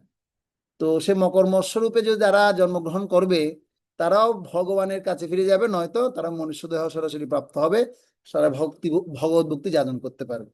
বাসুকি সর্প, মানে সর্পকুলের মধ্যে যদি কেউ বাসুকি সর্পের প্রজাতিতে যদি জন্মগ্রহণ করে, বাসুকি হচ্ছে কি ভগবানের ব্যাট, বিছানা, বুঝতে পারলেন?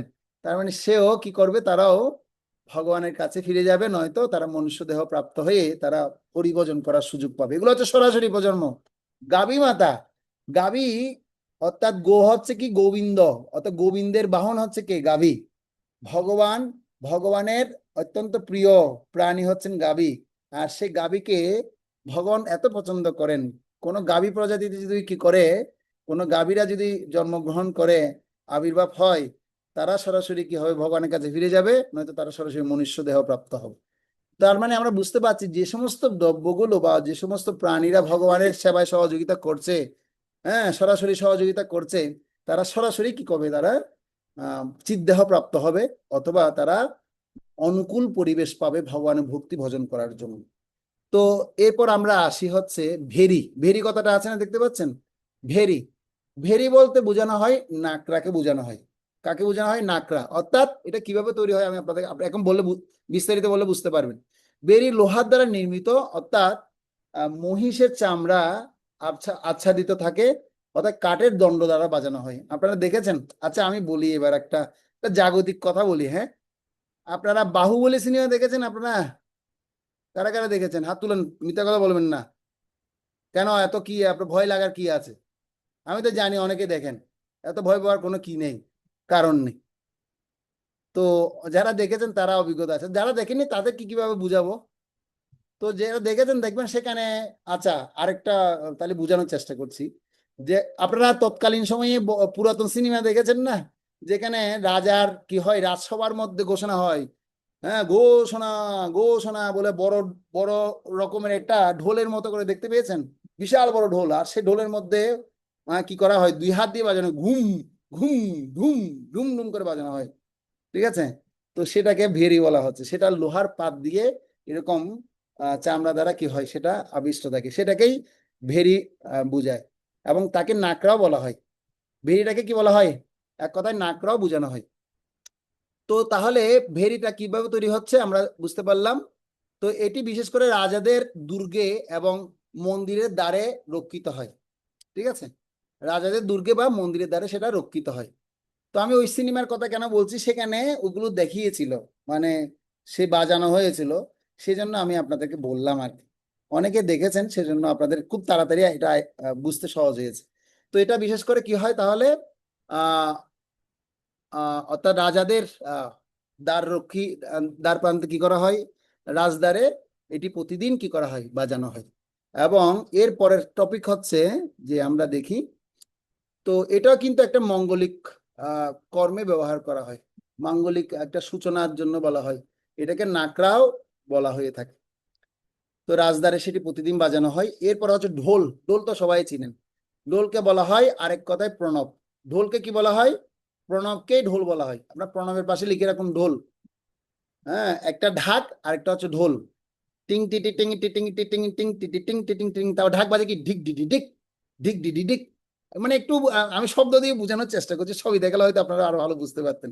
একটু বড় যেটা রয়েছে কাঁধের মধ্যে নিয়ে বাজানো হয়। আমরা জগন্নাথের রথযাত্রা এবার খুব বাজিয়েছিলাম, কীর্তন করেছি, আর সেখানে বাজিয়েছেন তারা। তো এটা ঢোলকে বলা হচ্ছে কি আপনার প্রণব, আর ঢাককে বোঝানো হচ্ছে ঢাকে বলা হচ্ছে।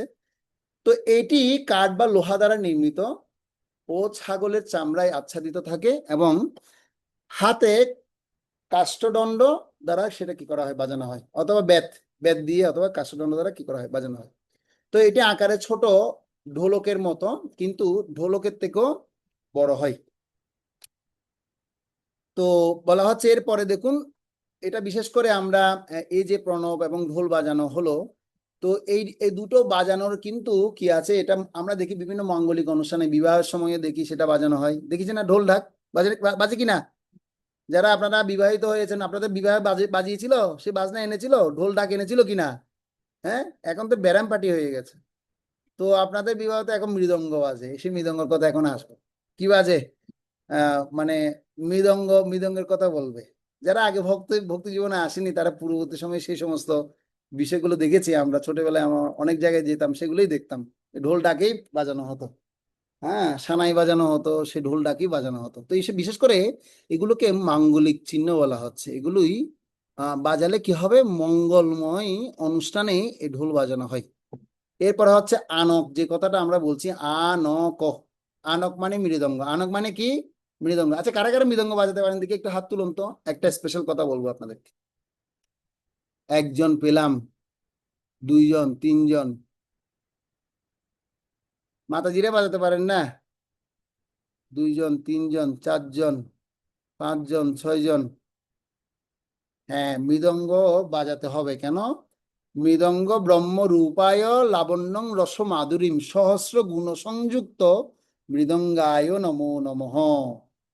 মানে মৃদঙ্গের মধ্যে সমস্ত সহস্র গুণে কি হয়ে আছে, এখানে যুক্ত হয়ে আছে। এবং লাবণ্যং রস মাধুরীম, দেখবেন আমরা যখন কীর্তন করি, কীর্তনে যদি মৃদঙ্গ না বাজে তাহলে কীর্তন করতে ভালো লাগে না। এই বিট উঠে কিসে, মৃদঙ্গের মধ্যে।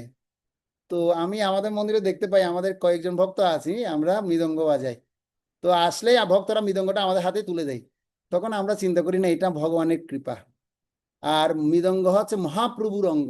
মৃদঙ্গ হচ্ছে কি, মহাপ্রভুর অঙ্গ, অর্থাৎ ভগবানের স্বয়ং অঙ্গ, সেটা হচ্ছে কি, মৃদঙ্গ। তো আপনারা শুনেছেন, যে দেখেছেন চাঁদ কাজী কি করেছিল, সেই শিবাসঙ্গনে গিয়ে মৃদঙ্গ ভেঙে দিয়েছিল। আর স্বয়ং ভগবান নৃসিংহদেব এসে তার বুক চিরে দিয়েছে। তার মানে মৃদঙ্গকে কত গুরুত্ব দেওয়া হচ্ছে। আর মৃদঙ্গ কিন্তু সবাই বাজাতেও পারবে না। কেন? কারণ মৃদঙ্গ বাজাতে গেলেও একটু ভগবানের বিশেষ প্রার্থনারও দরকার আছে, আর প্র্যাকটিস তো রয়েছেই। আর অশেষ অহেতুকে যদি কি না হয়, আগ্রহ না থাকলে মৃদঙ্গ সে বাজাতে পারবে না।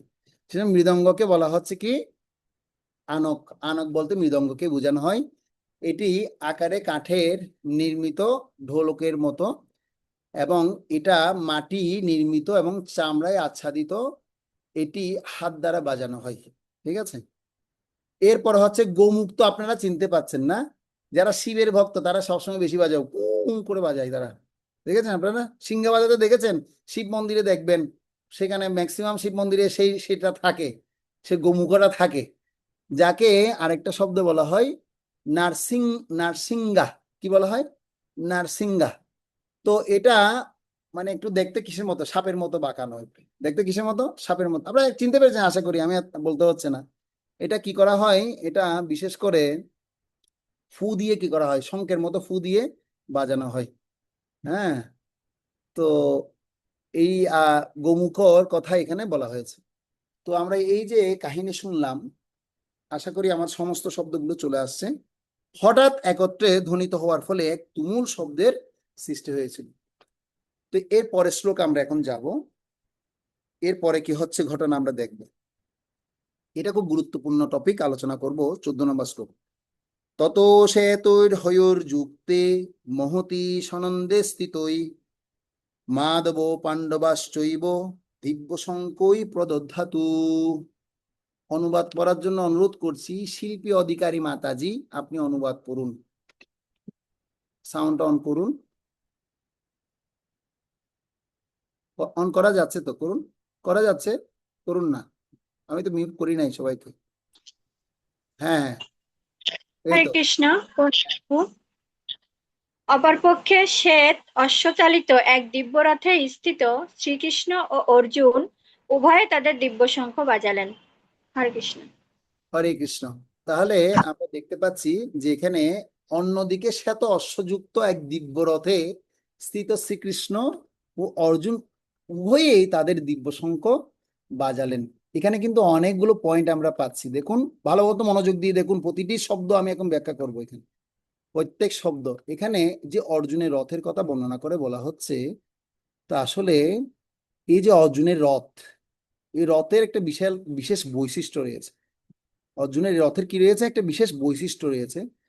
সে অর্থাৎ এই অর্জুনের রথ যে তিনি পেলেন, সে রথটা তিনি কিভাবে পেলেন, তা আবার এখানে শ্বেতহস্তির কথা বলা হচ্ছে, শ্বেত ঘোড়ার কথা বলা হচ্ছে। শ্বেত ঘোড়া কিন্তু মানে সেগুলো খুব দুর্লভ ব্যাপারের কথা বলবেন এখন, বর্ণনা আমি এখন করে বুঝতে পারবেন আপনারা।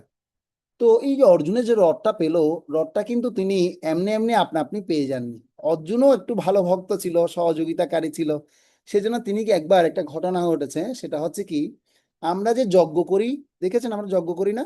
যজ্ঞের মধ্যে কি করা হয়, আহুতি দেয়া হয়। আহুতি মানে সে যজ্ঞ অগ্নিতে প্রচন্ড পরিমাণে ঘিয়ের দ্বারা ওম স্বাহা, নমো ব্রাহ্মণ্য দেবায় গোব্রাহ্মণ্য হিতায় চ জগদ্দিতায় শ্রীকৃষ্ণায় গোবিন্দায় নমো নমঃ ওম স্বাহা। হে কৃষ্ণ করুণা সিন্ধু দীনবন্ধু জগৎপতে গোপেশ গোপিকা কান্ত রাধা কান্ত নমস্তুতে ওম স্বাহা। হরে কৃষ্ণ কৃষ্ণ কৃষ্ণ হরে হরে, হরে রাম রাম রাম হরে হরে, ওম স্বাহা। মানে কি, যতবার বলছি ততবারই ঘি নিয়ে নিয়ে সেখানে কি করছি, দিচ্ছি আর দিচ্ছি। তো এভাবে আমরা এই যজ্ঞে ঘি আহুতি দিচ্ছি, কাকে দিচ্ছি বলুন তো? অগ্নিদেবকে দিচ্ছি, অগ্নিদেবকে। আর অগ্নিদেব তিনি এত ঘি খেতে খেতে তিনি কি হয়েছে, একবার এক যজ্ঞের মধ্যে অগ্নিতে ঘি আহুতি দিতে দিতে এত বেশি ঘি কি হয়েছে, প্রচন্ড পরিমাণে ঘি এখন আহুতি পড়েছে। আর সে ঘি খেতে খেতে সে অগ্নিদেবের আজীর্ণ রোগ হয়ে গেছে। কি রোগ হয়েছে? রোগের নাম কি? আজীর্ণ। আর সে আজীর্ণ রোগের দ্বারা তিনি এখন পেটটা এখন ছটফট ছটফট ছটফট ছটফট করছে। আমরা যখন বেশি অত্যাহার করি তখন কি হয়, তখন ধুমড়ে মুচড়ে কখনো এভাবে বসি, কখনো এভাবে বসি, কখনো বিছানার মধ্যে উল্টিয়ে ঘুমানোর চেষ্টা করি, তখন ডান দিকে কখনো বাঁ দিকে। এখন এই এমন কঠিন পরিস্থিতি, তো সেই অগ্নিদেবেরও এখন ঠিক একই অবস্থা হচ্ছে। এই কঠিন পরিস্থিতির পরে অগ্নিদেব তখন তিনি ওষুধ খুঁজছেন, কোথায় ওষুধ পাবে, কোথায় ওষুধ খুঁজে পাওয়া যাবে। তখন তিনি দৌড়ে চলে গেলেন খাণ্ডব বনে। কোথায়? খাণ্ডব বনে। ওই যে ইন্দ্রপ্রস্থ যেখানে তৈরি হয়েছিল, মনে পড়ে সে খাণ্ডব বনের কথা? সে শব্দ শুনেছেন আপনারা? খাণ্ডব বনের কথা শুনেছেন কিনা? সেই খাণ্ডব বনে সেখানে গিয়ে তিনি এবার সেই ওষুধটা খুঁজছে। সেই ওষুধটার নাম কি জানেন? সেই ওষুধটার নাম হচ্ছে জড়িবুটিকা। কি নাম? জড়িবুটিকা। সে জড়িবুটিকা অত্যন্ত দুর্লভ, সেটা সব জায়গায় সবখানে পাওয়া যায় না, সে খাণ্ডব বনের মধ্যেই আছে। তখন সে অগ্নিদেব খাণ্ডব বনে গিয়ে সেই জড়িবুটিকা খুঁজতে গিয়ে পুরো বনকে জ্বালিয়ে দিয়েছে, পুরা জ্বালিয়ে নিজে আজীর্ণ দূর করার জন্য সেই রোগের ওষুধ তিনি কি করছেন, খুঁজছেন আর খুঁজছেন, খুঁজছেন আর খুঁজছেন। আর সেই খাণ্ডব বনে যে যখন আগুন যখন জ্বালিয়ে দিয়েছে, কিন্তু সে খাণ্ডব বন তো পুরাপুরি জ্বালানোর অগ্নিদেবের অধিকার নেই, কারণ সেখানে তো সে বনের মধ্যে আরো অনেকে বাস করে, সেখানে তো আরো অনেক সর্পরা বাস করে, সর্পরাজরাও তো আছে, বড় পশু পক্ষীরাও রয়েছে। তো তিনি যে খাণ্ডব বন যে এই মানে আগুন জ্বালিয়ে তিনি দগ্ধ করে দিয়েছেন, দগ্ধ করে দেওয়ার কারণে এখন উপর থেকে ইন্দ্রদেব দেখতে পাচ্ছে, আরে বাবা এ কি করছে অগ্নিদেব, এ তো দেখে অনীতি শুরু করে দিয়েছে। তখন তিনি প্রবলভাবে বর্ষণ করা শুরু করলেন। তো তখন এই খাণ্ডব বনের বহু জড়িবুটি যে আজীর্ণ ওষুধ স্বরূপ, সে তিনি খুঁজতে খুঁজতে চেষ্টা করার পরেও তিনি সে বনের অর্থাৎ সেই আগুন জ্বালিয়েও তিনি কি হননি, সে জড়িবুটিকা খুঁজে পাননি, সফল হননি। কেন সফল হননি? ইন্দ্রদেব বৃষ্টি করে সেটা কি করে দিয়েছে, নিভিয়ে দিয়েছে, সে আর কি করতে পারেনি, সে জড়িবুটিকা খুঁজে পায়নি। শেষকাল অগ্নিদেব তখন কি করলেন, অর্জুনের কাছে শরণাগত হলেন। বলছে, অর্জুন আসলে আমি একটু বিপদে পড়ে গেছি, একটু আমি তো শুনেছি তুমি নাকি শ্রেষ্ঠ ধনুর্ধর, তুমি একটু আমাকে সহযোগিতা করতে পারো? আমার পেটে মানে খুব পীড়া হচ্ছে, এখন আমি এই জরুরি আমার খুব জরুরি, এই ওষুধটা যদি আমি গ্রহণ না করি তাহলে আমি সুস্থ হব না। তখন কি করলেন, অর্জুন তাকে সহযোগিতা করেছেন। আর সহযোগিতা করে অর্জুন তার তীরের দ্বারা তিনি কি করলেন, তিনি সে বাণের দ্বারা স্তব্ধ করে দিয়ে অগ্নিদেবকে সহযোগিতা করেছেন সে জড়িবুটিকা খোঁজার জন্য। আর সে জড়িবুটিকা খুঁজে দিলেন, খুঁজে দেওয়ার পরে অর্জুনের এই জড়িবুটিকা প্রাপ্ত হয়ে অগ্নিদেব অত্যন্ত প্রসন্ন হয়েছেন। আর প্রসন্ন হয়ে অর্জুনকে বলছে, অর্জুন আমি তোমার কৃপাতে আমি সুস্থ হয়েছি, আমি তোমার প্রতি অত্যন্ত প্রসন্ন, তুমি আমার কাছে কি চাও বলো, আমি তোমাকে একটা বর দিতে চাই। তখন অর্জুন তিনি কিছু বললেন না, যেহেতু ভক্তের স্বভাব হচ্ছে কি, তথাপি ভক্ত স্বভাব মর্যাদা রক্ষণ, মর্যাদা পালন হয় সাধুর ভূষণ। তো সাধু ব্যক্তি কি কিছু কি চাই নাকি, তিনি তো চুপচাপ থাকেন। তখন অগ্নিদেব তার মনোভাব বুঝতে পেরে তখন তাকে কি করলেন, সেই মনোভাব অনুসারে তাকে একটা দিব্যরথ প্রদান করেন। তখন বলছে অর্জুনকে, বলছে অর্জুন অর্জুন তোমাকে আমি একটা দিব্যরথ দিব। হ্যাঁ, তখন অর্জুন অগ্নিদেবের কাছ থেকে সেই দিব্যরথ তিনি কি করেছেন, মানে প্রাপ্ত হয়েছেন। বলছে আমি জানি তোমার মনের মধ্যে এটা ঘুরছে, আর আমি সেজন্য তোমাকে দিব্যরথটা দিলাম, এটা তোমার ভবিষ্যতে কি হবে, কাজে লাগবে। কেন দিব্যরথ দিলেন, দিব্যরথ কেন নাম দেওয়া হলো, এটা সাধারণ কোনো রথের মতো না। হ্যাঁ, অর্থাৎ সে অগ্নিদেব যে মানে তাকে যে দিব্যরথটা প্রদান করেছেন, তো অগ্নিদেবের এই দিব্যরথের মধ্যে কিছু বৈশিষ্ট্য আছে যেখানে এই শ্লোকে বর্ণনা করা হয়েছে। দেখুন আপনারা এখানে কি কি বৈশিষ্ট্য আছে দেখুন। এই দিব্যরথের মধ্যে আমরা প্রাপ্ত হচ্ছি যে শ্বেত অয়র যুক্তই মানে শ্বেত অশ্ব চালিত, অর্থাৎ শ্বেত অশ্ব চালিত দিব্য রথ। অর্জুনের মানে তার আরো যোগ্যতার জন্য গন্ধর্ব তার প্রতি অত্যন্ত প্রসন্ন হয়ে, অর্থাৎ খুব ভালো ডান্স প্রশিক্ষণ সে প্রাপ্ত হয়েছিলেন স্বর্গে, মানে পিএইচডি করতে গেছিলেন তো স্বর্গে, স্বর্গে সে পিএইচডি করতে গিয়ে সে এমন ডান্সের প্রশিক্ষণ নিয়েছেন, সে প্রশিক্ষণে গন্ধর্ব খুব খুশি হয়ে গেছে। গন্ধর্ব তখন সে তার অর্জুনের এত কিছু শিক্ষা দেখে মানে পছন্দ করে তাকে কি করলেন, সে গন্ধর্ব নাম হচ্ছে চিত্ররথ, তাকে অর্জুনকে 100 দিব্য ঘোড়া কি করেছিলেন, তাকে দান করেছিলেন। সেজন্য বলা হচ্ছে এই ঘোড়াগুলো দিব্য, রথটাও দীর্ঘ বিদায় সেটাকে বলা হচ্ছে দিব্য রথ। এবং বলা হচ্ছে এই রথের মধ্যে স্বর্ণ অলংকারে সজ্জিত ভাবে সুন্দর মতো সেটা তৈরি করা হয়েছে। এবং বৃহৎ কলেবরে উপরের দিকে দেখবেন আমরা যখন রথযাত্রায় দেখি আমাদের যে রথ, বিশেষ করে আমাদের এবারে নন্দনকাননে আমরা স্পেশাল কিছু রথ বানিয়েছি, কাঠের রথ। যারা যারা এখানে ছিলেন, তো আমরা প্রায় অনেক টাকা খরচা করে এই রথ বানিয়েছি। তখন চিন্তা করছি এই রথটা যদি দিব্য হয়ে যেত তাহলে তো আর আমাদের এত কি হতো না, পরিশ্রম হতো না।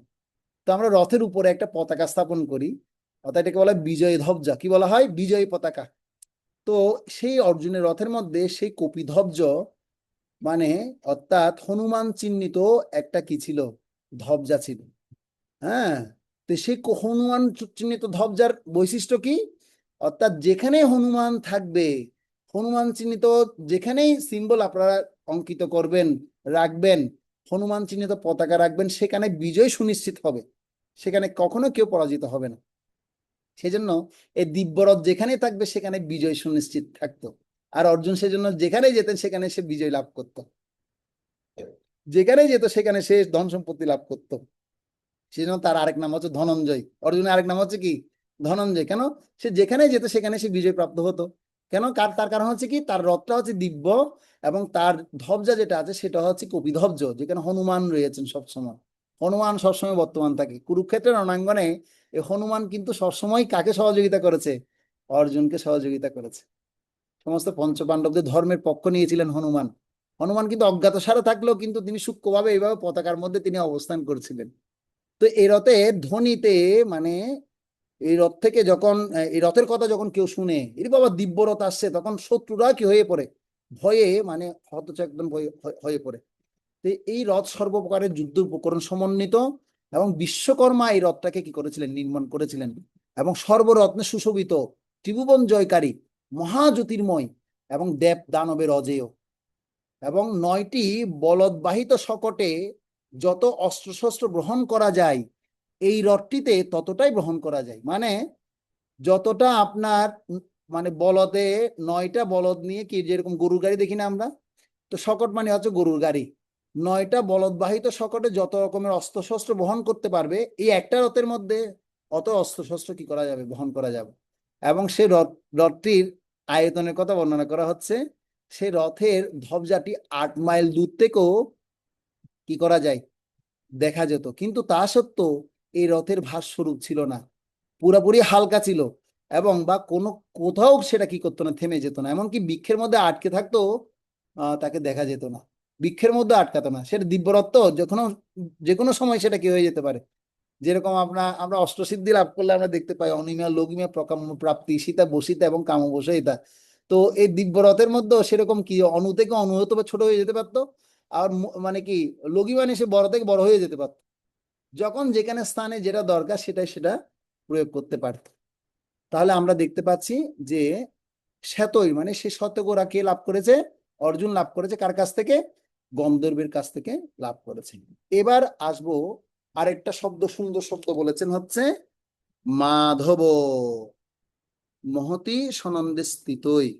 তো আমরা দেখতে পাচ্ছি স্থিতই মানে স্থিত হয়ে, সনন্দ মানে রথ, এবং মাধব শব্দটা খুব গুরুত্বপূর্ণ। তো আপনারা সবাই ভগবত ভক্ত জানেন মাধব শব্দের অর্থ হচ্ছে লক্ষ্মী সহস্র শত সম্ভ্রম শিবমানম গোবিন্দম আদি পুরুষম তমহং ভজামি। অর্থাৎ শত শত শত সহস্র লক্ষ্মী দেবী যার পাদসেবা করছেন, সেই পাদসেবনকারী ব্যক্তির নাম হচ্ছে মাধব। কেন মাধব নাম দেওয়া হয়েছে? লক্ষ লক্ষ লক্ষ্মী দেবী তার সেবা করছে। কার সেবা? ওই কৃষ্ণের সেবা করছে, সেজন্য কৃষ্ণের নাম দিয়ে দিয়েছে মাধব। কারো যদি টাকা পয়সার অভাব হয়, একটা গোপন রহস্য আপনাদেরকে বলে দিচ্ছি, হ্যাঁ? আপনারা বলবো টাকা পয়সা দরকার আছে আপনাদের? আরে না, আপনারা সব বৈরাগ্য প্রদান, মহাপ্রভুর ভক্ত যত বৈরাগ্য প্রদান, তাহা দেখে খুশি হন গৌর ভগবান। সেজন্য আপনাদেরকে বলবো না। বলবো? আরে না না, কৃষ্ণ ভগবানের তো প্রচারের জন্য দরকার আছে, টাকা পয়সারও অনেক দরকার আছে, নাহলে এত ভক্তদের খাওয়াবেন কোথা থেকে, প্রচার করবেন কোথা থেকে, তাই না? তো বলি, আপনারা গৃহের মধ্যে রাধা এবং মাধবের চিত্র উপস্থাপন করবেন। রাধা মাধবের চিত্র উপস্থাপন করলে সেখানে কখনো কি হবে না, কখনো অর্থের অভাব হবে না।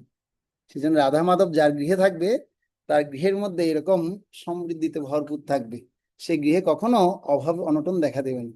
সেজন্য মাধব শব্দের অর্থ হচ্ছে এটাই, যে যারকে শত সহস্র লক্ষ্মী দেবী কি করছেন, যার পাদসম্বন করছেন, লক্ষ্মীপতি ভগবান শ্রীকৃষ্ণকে বোঝানো হয়েছে। এরপরে দেখুন পাণ্ডব, পাণ্ডব কথা বলা হয়েছে না? তো পাণ্ডব মানে কাকে বোঝানো হচ্ছে? অর্জুনের আরেকটা নাম হচ্ছে পাণ্ডব, অর্জুনকে বোঝানো হচ্ছে। পাণ্ডব মানে কাকে বোঝানো হচ্ছে? পাণ্ডব মানে অর্জুনকে বোঝানো হচ্ছে। সমস্ত পাণ্ডব যোদ্ধাদের মধ্যে অর্জুন ছিলেন প্রধান ব্যক্তি। পাণ্ডবানাম ধনঞ্জয়, অর্জুন হচ্ছেন নর এবং কৃষ্ণ হচ্ছেন নারায়ণ, অর্থাৎ নর এবং শ্রীকৃষ্ণ হচ্ছেন নারায়ণ ঋষির অবতার। মহাভারতের সকল পর্বের শুরুতে নর এবং নারায়ণকে নমস্কার করা হয়েছে। নারায়ণং নমস্কৃত্য, আমরা প্রণাম করি না? আমি প্রথমেই তো বলি এটা, ওম নমো ভগবতে বাসুদেবের পরে বলি নারায়ণং নমস্কৃত্য নরং চৈব নরোত্তমম দেবীং সরস্বতীং বেশম, ব্যাসদেবকে প্রণাম করছি, সরস্বতী দেবীকে প্রণাম করছি। তারপর তত জয় মুদিরের, ভগবান শ্রীকৃষ্ণ এবং অর্জুন ছিলেন পাণ্ডব পক্ষের সবচেয়ে গুরুত্বপূর্ণ ব্যক্তি। সেজন্য এখানে এই ব্যক্তিদেরকে নাম উল্লেখ করে বলা হচ্ছে। সঞ্জয়ও গীতার শেষেও সে কথা বলছেন, যত্রা যোগেশ্বর কৃষ্ণ তত্রা তত্রা পার্থ ধনুর্ধর তত্র শ্রী বিজয়ার ভূতি ধুবার ধুবার নীতিমতির মম, মানে যেখানে যত্র পার্থ, পার্থ মানে ভগবান, অর্থাৎ যেখানে পার্থ মানে অর্জুন, যত্রেশ্বর যোগেশ্বর ভগবান শ্রীকৃষ্ণ, এবং বলা হচ্ছে যত্র যোগেশ্বর কৃষ্ণ তত্ত্ব পাত্র ধনুর্ধর, যেখানে ধনুর্ধর পার্থ থাকবেন সেখানে সবসময় ধ্রুব নীতি শ্রী বিজয় সবসময় হবে, সেখানে কখনো এগুলো কি হবে না, অভাব হবে না। সেজন্য কৃষ্ণ এবং অর্জুন যেখানে থাকবে সেখানে কিন্তু এই সমস্ত বিষয়গুলোর কখনো অভাব হবে না। তো এই জন্য এই যুদ্ধক্ষেত্রে তারা দুজনেই আছেন। তাহলে জয় কারা করবে, জয়লাভ কারা করবে? আপনারা আগে আগে ইঙ্গিত পেয়ে যাচ্ছেন। তথাপি আবার একটু সমস্যা এখন তৈরি হবে, আমরা এখন দেখব।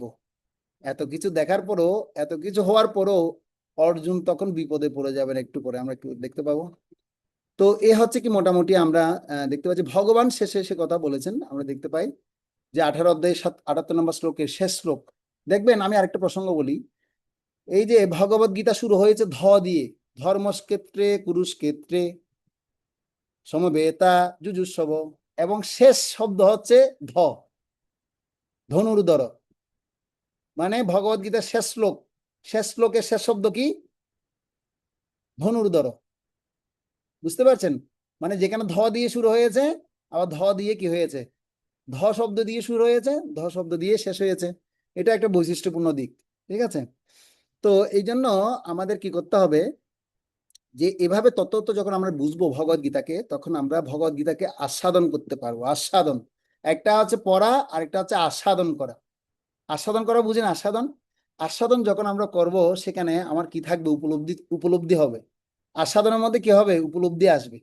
আর পড়ার মধ্যে কি থাকবে না, উপলব্ধি থাকবে না। পড়ার মধ্যে কি থাকবে, একটা নিয়ম থাকবে, শুধু নিয়ম থাকবে, আর একটা মুখস্থ বিদ্যার একটা কাজ করবে। কিন্তু আস্বাদনের মধ্যে আপনি কি পাবেন, উপলব্ধি পাবেন। সেজন্য আমাদের ভগবত গীতাকে মুখস্থ করা উচিত না, ভগবত গীতাকে আস্বাদন করা উচিত। যেমন আপনারা এখন যেভাবে আস্বাদন করছেন, সেই আস্বাদনটা খুবই দরকার, ঠিক আছে? তো তাহলে আমরা এই শ্লোকে এই সমস্ত শব্দ পেলাম। এর পরের শ্লোক আমরা যাব। এবার 15 নম্বর শ্লোক আপনারা দেখুন।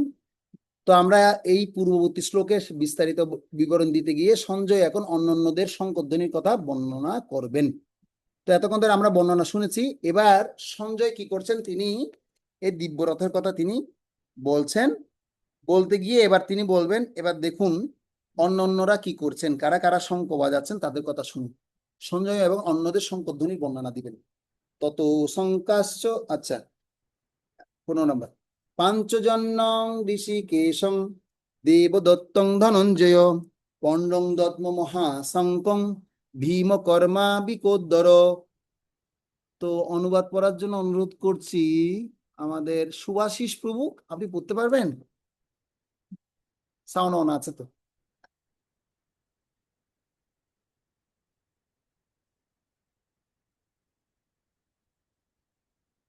অন করুন প্রভু। হবে? হ্যাঁ, ওকে, গুড। হয়েছে প্রভু। হ্যাঁ প্রভু, হয়েছে। একটু অনুবাদটা পড়ুন তো প্রভু।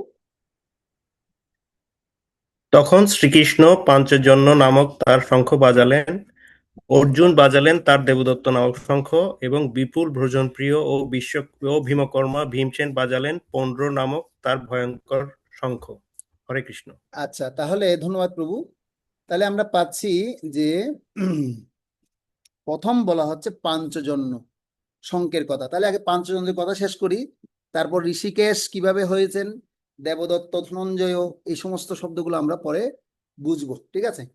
তাহলে পাঞ্চজন্য শঙ্খ এই যে ভগবান বাজালেন, তো ভগবান বিষ্ণুর হাতে এই শঙ্খকে কি করেন, সেটা বর্তমান থাকে। কিন্তু এই শঙ্কেরও কিন্তু বিশাল কাহিনী রয়েছে। তো আমি কাহিনীটা অত বড় কিছু বলবো না, আমরা একটু শিক্ষা লাভ করব। আধ্যাত্মিক জগতে সকল উপকরণগুলো চিন্ময় শরীরে রয়েছে। আধ্যাত্মিক জগতে সকল উপকরণগুলো চিন্ময় শরীরে রয়েছে। তো এই শঙ্কের কথা আমরা, এই যে পাঞ্চজন্য শঙ্কের কথা বলা হচ্ছে, এই পাঞ্চজন্য শঙ্খটা কিভাবে ভগবান প্রাপ্ত হলেন সে কথা আমরা কি করব, বলবো। তো এই পাঞ্চজন্য শঙ্খ ভগবান শ্রীকৃষ্ণের আমরা বিশেষ করে বাল্যলীলায় আমরা দেখতে পাই যে যখন ভগবান কি করছিলেন, তিনি অর্থাৎ গুরুগৃহে যখন শিক্ষা লাভ করছিলেন, তো তখন তিনি শিক্ষা লাভ করে কৃষ্ণ এবং বলরাম অর্থাৎ তার গুরুকুলে গিয়ে তিনি শিক্ষা লাভ করেছিলেন। আপনারা সে গুরুকুল কোথায়? সে গুরুকুল হচ্ছে, আপনারা দেখবেন মধ্য ভারতে উজ্জয়িনী নামক স্থানে। সে স্থানে তারা কি করলেন, গুরুদেবের কাছে শিক্ষা লাভ করতে গেছেন। তো সেখানে যখন শিক্ষা লাভ শেষ হলো, শেষ হওয়ার পর তারা গুরু দক্ষিণা, তার গুরুদেব সন্দীপনী মুনি কি করলেন, গুরু দক্ষিণা চাইলেন যে আমাকে কি করুন, আমাকে এবার তোমরা গুরু দক্ষিণা দাও। তখন বলছে, গুরুদেব আপনি বলুন কিরকম দক্ষিণা আপনি চান। বলছে, আমার পুত্রটাকে পাঞ্চজন্য নামক অসুর কি করেছেন, তিনি সে হরণ করে নিয়ে গেছে, তো তার কাছ থেকে আমার পুত্রটাকে তুমি কি করো, ফিরিয়ে দাও। তখন তারা দুই ভাই গেলেন, গিয়ে সেখানে সে পাঞ্চজন্য অসুরকে খুঁজতে খুঁজতে খুঁজতে খুঁজতে সে অসুরকে খুঁজে পেলেন। খুঁজে পেয়ে তাকে বধ করে তারপর কি করলেন, তাকে ফিরিয়ে নিয়ে আসলেন। কাকে ফিরিয়ে নিয়ে আসলেন? অর্থাৎ পুত্রকে ফিরিয়ে নিয়ে আসলেন। ফিরিয়ে নিয়ে আসার পর তখন সে গুরুদেবকে তার পুত্রকে ফিরিয়ে দিলেন, এবং সে শঙ্খটাও তিনি সেখান থেকে নিয়ে এসেছেন। তো এইভাবে ভগবান তিনি কি করেছিলেন, এই শঙ্খটা তিনি প্রাপ্ত হয়েছিলেন। পাঞ্চজন্যং ঋষিকেশ। তো এই বিশেষ করে আধ্যাত্মিক জগতে এই সমস্ত উপকরণগুলো চিন্ময় শরীরে রয়েছে। তো একবার শঙ্কের এই অহংকার হয়েছে যে আমি বিষ্ণুর হাতের উপর থাকি, তখন লক্ষ্মী দেবী তাকে একবার অভিশাপ দিয়ে কি করছেন, অসুর দৈত্যে প্রাপ্ত নিক্ষেপ করেছেন। এই হচ্ছে সে পাঞ্চজন্য, ও মানে অসুর যে দৈত্যকে বধ করে ভগবান তার কাছ থেকে কি করেছিলেন, ছিনিয়ে নিয়ে আসছিলেন। এটা হচ্ছে স্যার পূর্ব ইতিহাস। অর্থাৎ শঙ্খ খুব অহংকার করেছিল, সে সবসময় ভগবান হাতে থাকে। লক্ষ্মী দেবী সেজন্য অভিশাপ দিয়ে দিয়েছে, সেজন্য অসুর জনিতে প্রাপ্ত হয়েছে। আর ভগবান আবার সে অসুর জনি থেকে অসুরকে বধ করে তিনি আবার পাঞ্চজন্য শঙ্খকে উদ্ধার করেছেন। বুঝে গেল? কাহিনীটা বলার পরে ওটা বললাম, এখন ভালো লাগলো না? হ্যাঁ, তার মানে এর আগের কাহিনীটা আমাদের জানাটা খুব দরকার ছিল। এবার হচ্ছে দেখুন, ধনঞ্জয়। ধনঞ্জয় কথাটা হচ্ছে কাকে বলা হয়েছে? অর্জুনকে বলা হয়েছে। আপনারা এবার খাতার মধ্যে লিখতে হবে, সবাই ওই থেকে লিখুন। ধনঞ্জয় শুধু অর্জুনের নাম নয়, ধনঞ্জয় ছাড়া ভগবানের এই শুদ্ধ ভক্ত অর্জুনের আরো 10টা নাম রয়েছে। কটা নাম? 10খানা নাম রয়েছে। প্রথম নাম হচ্ছে অর্জুন। প্রথম নাম হচ্ছে অর্জুন। অর্জুন দিয়ে পাশে লিখুন, যিনি সর্বদা নির্মল কর্ম করেন। যিনি সর্বদা নির্মল কর্ম করেন। দুই, একটু দ্রুত হাত চালাতে হবে। দুই হচ্ছে ফাল্গুন, যিনি হিমালয় পর্বতে উত্তর ফাল্গুনী নক্ষত্রে জন্মগ্রহণ করেছেন, সেজন্য অর্জুনের আরেক নাম হচ্ছে ফাল্গুন। যিনি হিমালয় পর্বতে উত্তর ফাল্গুনী নক্ষত্রে জন্ম গ্রহণ করেছেন। অনেকে লিখছেন, অনেকে আমার দিকে তাকিয়েছেন, কোন দুঃখে আমার দিকে তাকিয়ে থাকতে বলিনি, লিখতে বলেছি আপনাদেরকে। অনেকে তো ভিডিও অফ করেই আরামে ক্লাস করছেন। আমি তো বুঝতে পারছি না আপনারা কোন জগতে আছেন, অফিসে আছেন না বাড়িতে আছেন না রাস্তায় আছেন, জানি না আমি কি দিয়ে দোষ করেছি আপনাদের চরণে, আপনারা ভিডিও যে অফ রাখছেন আমি বুঝতে পারছি না। আর কত পুণ্য করলে আপনাদের মুখ দর্শন করতে পারবো ভগবান। তো যারা ভিডিও অন আছে দেখবেন, আপনারা রেকর্ড আপনারাই আপনাদেরকে দেখতে পাবেন, অফ ব্যক্তিদেরকে আমি ভিডিও রেকর্ডে রাখিনি। ঠিক আছে, কিছু আপনারা আমার মনে কষ্ট নেবেন না, বলছি একটু একটু সিরিয়াসলি বলছি আর কি। লিখেছেন আপনারা? এরপর লিখুন ফাল্গুনি, লিখেছেন ফাল্গুন। এবার 3 নাম্বার লিখুন জিষ্ণু, জিষ্ণু, জিষ্ণু, জিষ্ণু, বর্গীয় জ রস্বীকার মূর্ধন্য স ইয় রস্যুকার। জিষ্ণু, যিনি দুর্দর্শ শত্রুদের জয় করেছেন। আমি একদম আস্তে আস্তে বলছি, শিশুদেরকে যেভাবে পড়ানো হয় সেভাবে মানে বলছি, যেন আপনারা লিখতে পারেন। যিনি দুর্দর্শ শত্রুদের জয় করেছেন। 4 নাম্বার হচ্ছে কিরিটি, কিরিটি, কিরিটি মানে দেবরাজ ইন্দ্র প্রীত হয়ে যার মস্তকে কিরিট প্রদান করেছেন। দেবরাজ ইন্দ্র, কিরিটি, কিরিটি, করস্বীকার, টরস্বীকার, টরস্বীকার বলছি, রস্বীকার, ট দীর্ঘিকার, কিরিটি, করস্বীকার, রস্বীকার, ট দীর্ঘিকার, কিরিটি। কিরিটি মানে কি? দেবরাজ ইন্দ্র প্রীত হয়ে যার মস্তকে কিরিট প্রদান করেছিলেন। এবার লিখুন 5 নাম্বার হচ্ছে শ্বেতবাহন। শ্বেতবাহন মানে কিন্তু বুঝতে পারছেন, এটা তার বলতে হচ্ছে না। যিনি শ্বেত, শ্বেতাশত, শ্বেতাশ, লিখুন যিনি শ্বেতাশ্ব অশ্বযুক্ত, হ্যাঁ, রথে যুদ্ধ করতেন। অর্থাৎ শ্বেত মানে শ্বেতা অর্থাৎ সাদা ঘোড়া যুক্ত রথে যুদ্ধ করতেন যিনি, তার নাম হচ্ছে শ্বেতবাহন। 6 নাম্বার লিখুন বিভৎসু, বিভৎসু, বিভৎসু, যুদ্ধকালে কখনো কোনো বিভৎস কার্য তিনি, যিনি করেননি। যুদ্ধকালে কখনো বিভৎস কার্য যিনি করেননি। এবার 7 নাম্বার লিখুন বিজয়, বিজয়, যিনি যুদ্ধস্থলে বীরগণের, বীরগণকে, যিনি যুদ্ধস্থলে বীরগণকে পরাজয় না করে নিবৃত্তি হতেন না। বিজয় মানে যিনি যুদ্ধস্থলে বীরগণকে পরাজয় না করে নিবৃত্ত হতেন না।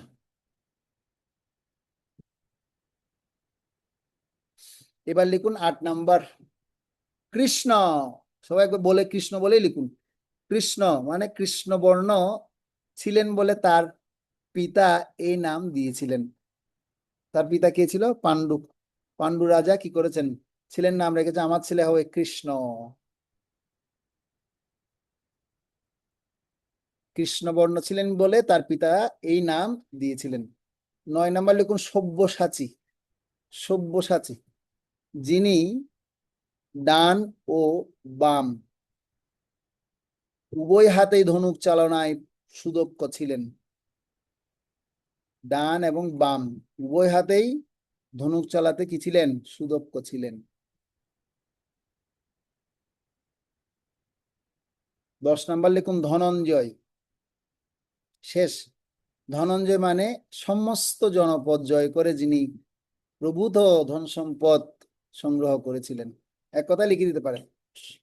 তিনি হচ্ছেন সমস্ত জনপদ জয় করে যিনি অনেক ধন সম্পদ সংগ্রহ করেন, সেজন্য তার নাম হচ্ছে ধনঞ্জয়। এবার হচ্ছে আমরা কি পেয়েছি, পঞ্চজন্য ঋষিকেশং দেবদত্ত ধনঞ্জয়। তাহলে দেবদত্ত সংকটে কে বাজাচ্ছেন, ধনঞ্জয় বাজাচ্ছিলেন। ঠিক আছে, তো ধনঞ্জয়ের মধ্যে তাহলে আমরা পেলাম এটা হচ্ছে অর্জুনের পরিচয়পত্র। অর্জুনকে তো সবাই চিনেন তাই না, আর পরিচয় দিতে হবে ওনার। ওনার প্রথম পরিচয় হচ্ছে তিনি হচ্ছে তৃতীয় পাণ্ডব। পাণ্ডুর ক্ষেত্রে কুন্তির গর্ভে ইন্দ্রদেব কি করেছেন, এই অর্জুনকে এই জগতে পাঠিয়েছেন। ইন্দ্রের পুত্র বলা হয়, ইন্দ্রের ওরসে অর্জুনের জন্ম হয়। প্রথমে তিনি কৃপাচার্য এবং পরে দ্রোণাচার্যের নিকট থেকে তিনি অস্ত্রবিদ্যায় পারদর্শী হন। আর এই অর্জুন এত মানে শিক্ষায় শিক্ষিত হয়েছিলেন, এত এক্সপার্ট দক্ষ ধনুর্ধর কিভাবে হয়েছেন জানেন, তার বড় ভাইয়ের কাছ থেকে শিক্ষা লাভ করার ফলে। তার বড় ভাইয়ের নাম হচ্ছে বিকোদর। বিকোদরের কথা আমরা শুনেছি না একটু আগে। তো বিকোদর কেন ভীমের নাম বলা হয়, সে কাহিনী বলার সাথে সাথে অর্জুনের এই শিক্ষাটার কথা বলে দিব। তো অর্জুন শ্রেষ্ঠ ধনুর্ধর হওয়ার পিছনে তার ভাইয়ের বিকোদরের একটা বিশাল ভূমিকা ছিল, অর্থাৎ ভীমের। তো বিকোদর কেন বলা হয়েছে, অর্থাৎ ভীমের পেটের মধ্যে একটা বিকোদর বায়ু ছিল, যার কারণে ভীম যতই খাক না কেন তার পেটের খিদা কিন্তু কি হতো না, নিবৃত্ত হতো না। সে দিনে খেত, রাত্রেও খেত।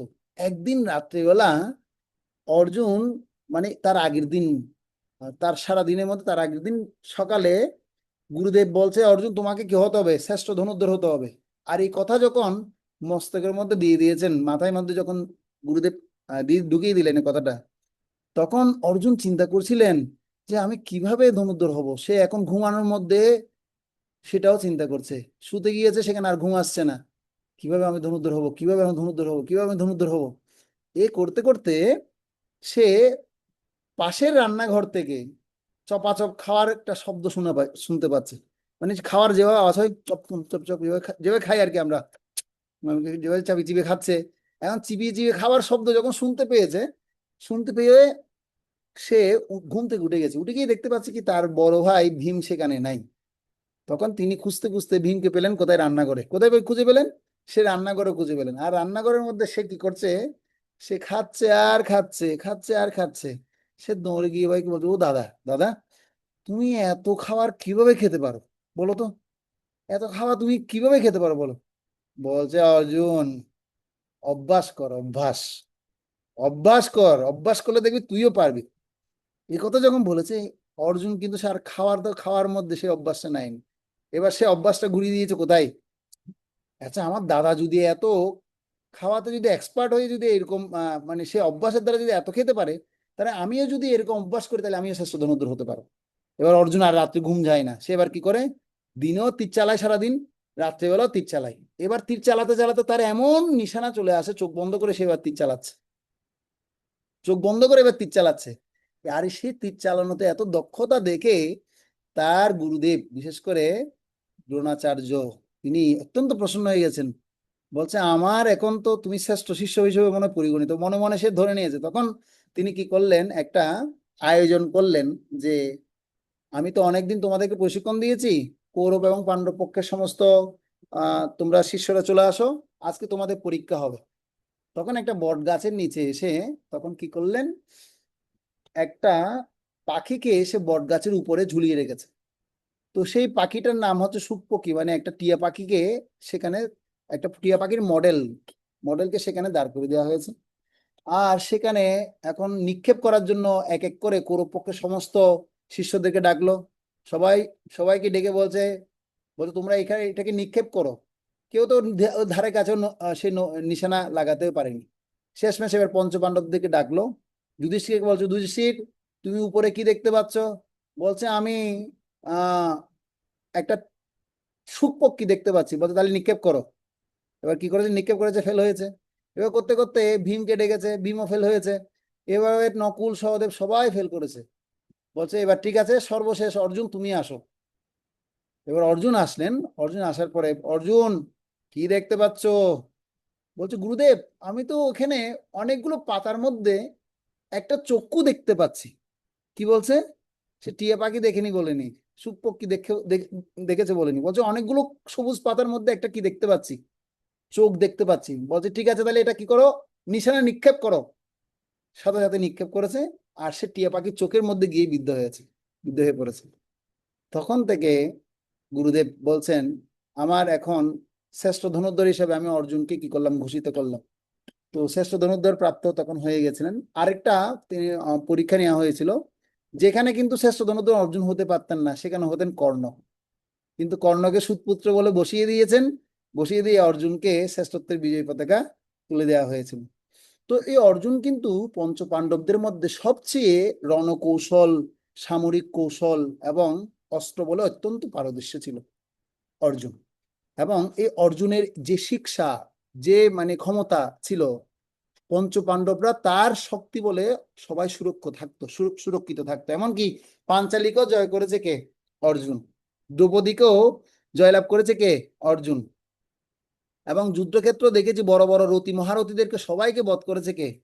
অর্জুন। তো অর্জুনের এরকম তীব্র কি ছিল, তার এরকম যোগ্যতা ছিল। এবং অর্জুনের সবচেয়ে বড় যোগ্যতা হচ্ছে তিনি ভগবান শ্রীকৃষ্ণের ভক্ত। তিনি কার ভক্ত? ভগবান শ্রীকৃষ্ণের ভক্ত। ভগবান কৃষ্ণের ভক্ত বিদায়, হ্যাঁ, তার সবচেয়ে বড় যোগ্যতা। আমাদেরও ভগবত ভক্তিতে আমাদের অনেক যোগ্যতা থাকতে পারে।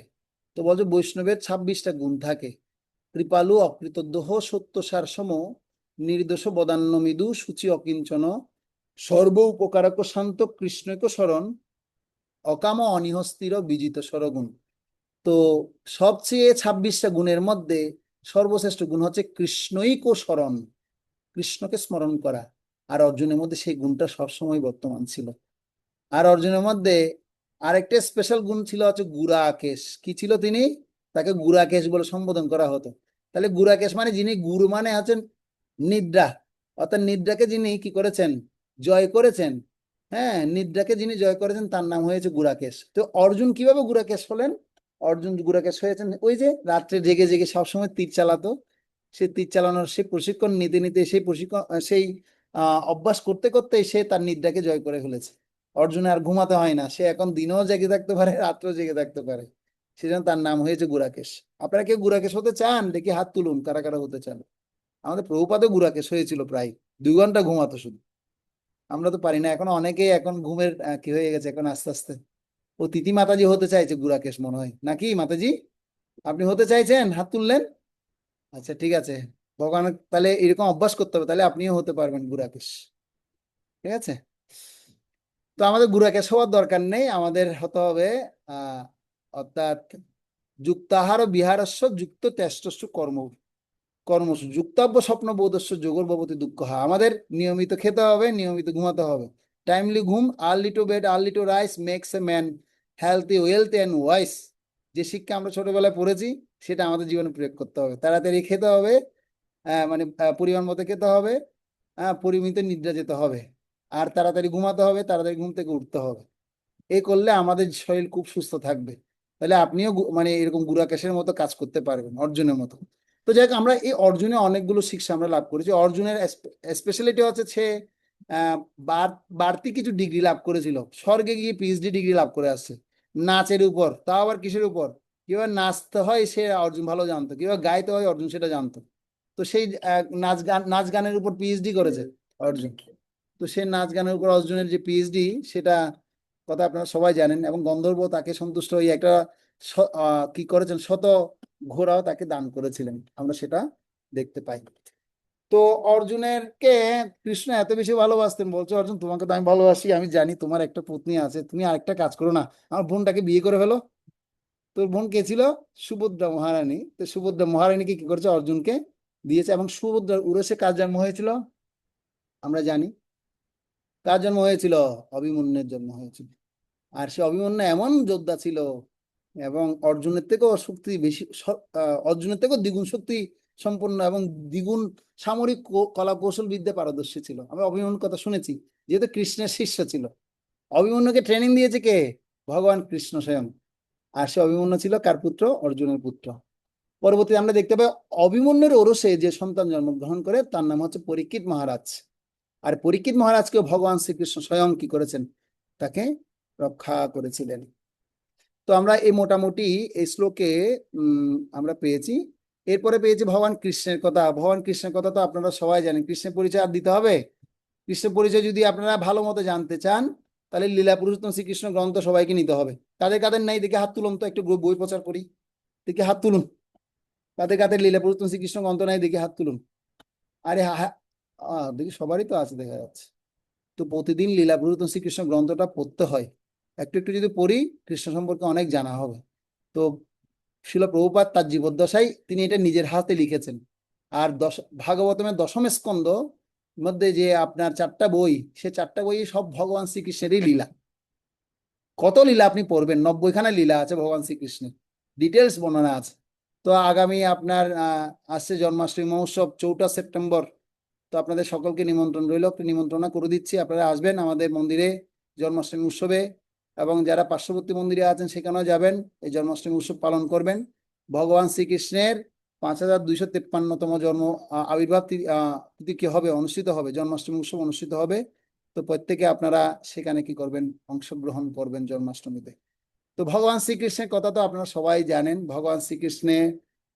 ভগবান কৃষ্ণ কখন এই জগতে আসেন, প্রকাশিত হন, তো আমরা জানবো আস্তে আস্তে সেগুলো, যখন আমরা নবম অধ্যায় পড়বো সেখানে ডিটেলস বলবো আপনাদেরকে।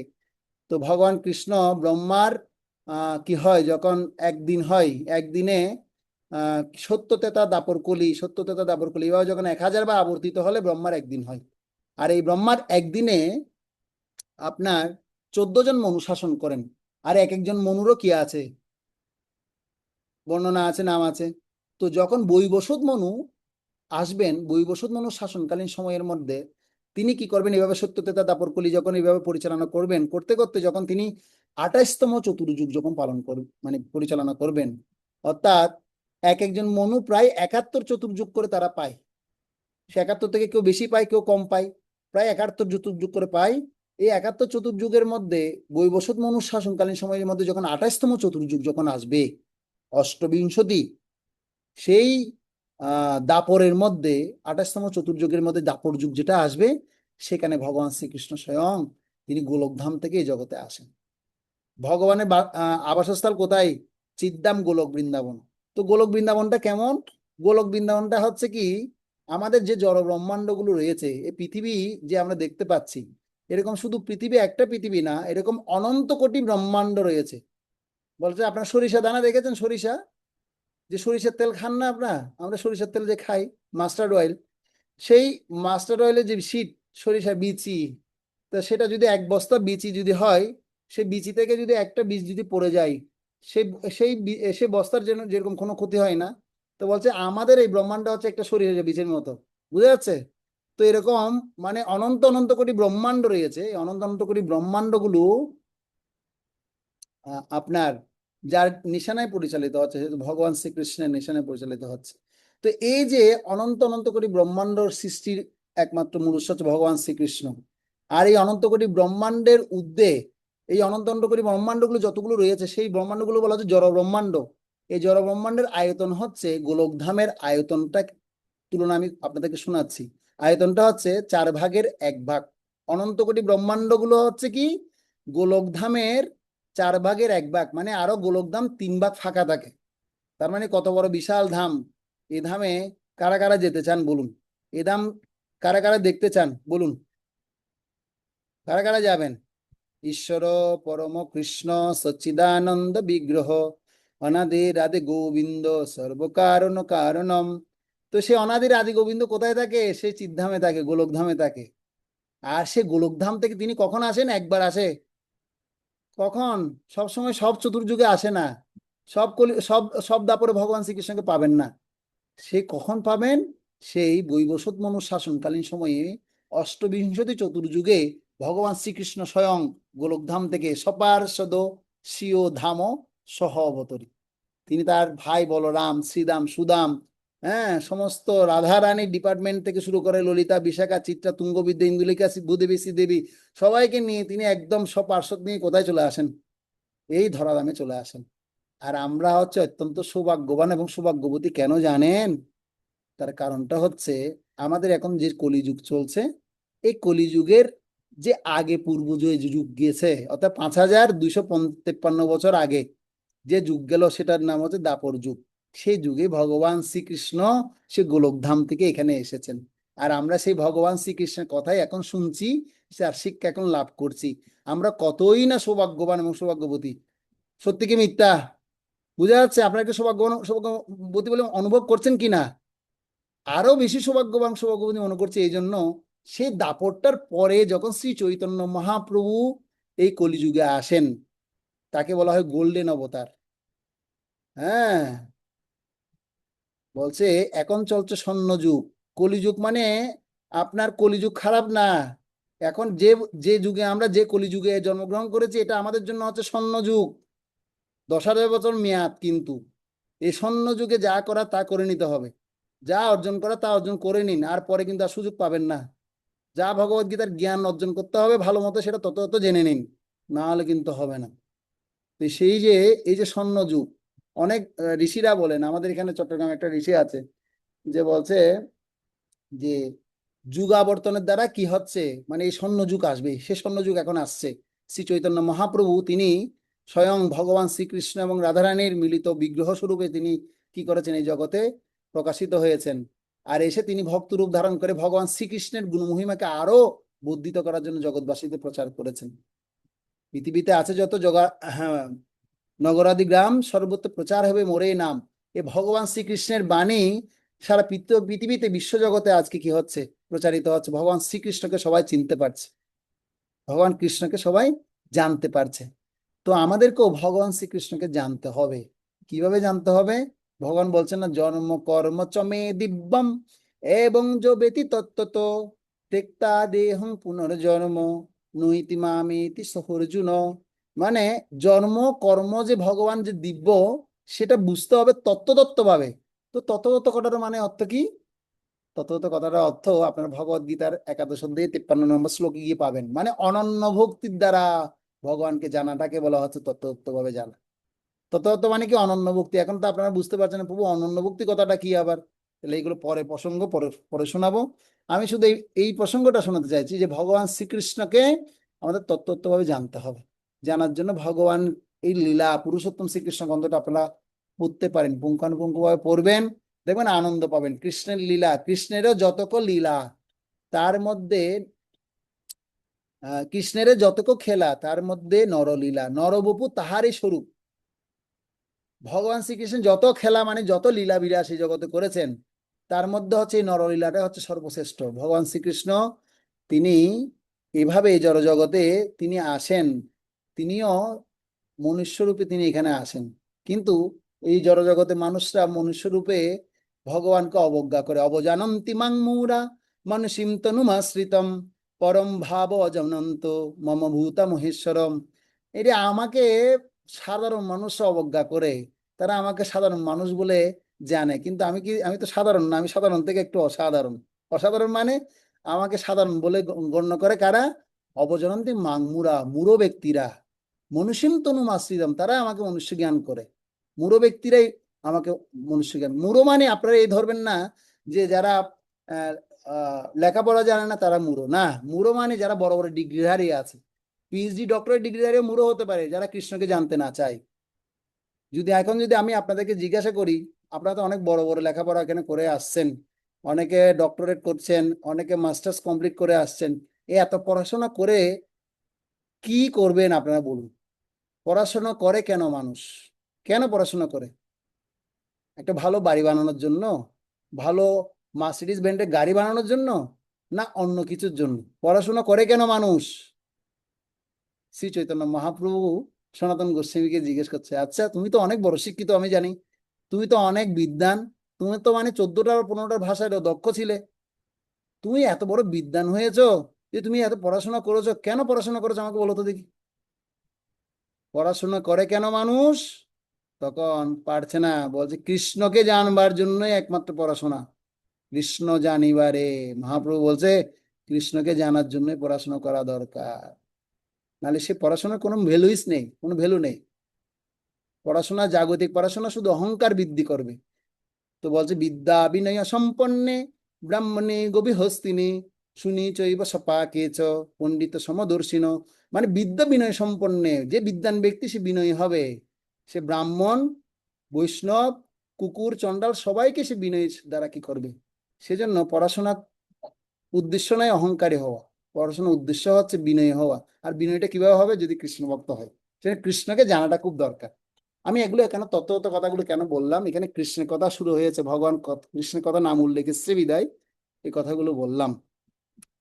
তো আমরা তাহলে এই প্রসঙ্গটা মোটামুটি আমরা পেয়েছি যে 15 নম্বর শ্লোকে পাঞ্চজন্যং ঋষিকেশ অত ভগবান শ্রীকৃষ্ণের কথা জানলাম। পণ্ডুং দত্ম মহাশঙ্কং ভীমকর্ম বিকোদর। বিকোদর কথাটার অর্থ আমরা বুঝতে পারলাম, ভীমের ভিতরে পেটের ভিতর কি আছে, বিকোদর বায়ু আছে বিদায় তাকে বিকোদর বলা হচ্ছে। অর্থাৎ সে যা খায় মুহূর্তের মধ্যে হজম হয়ে যায়।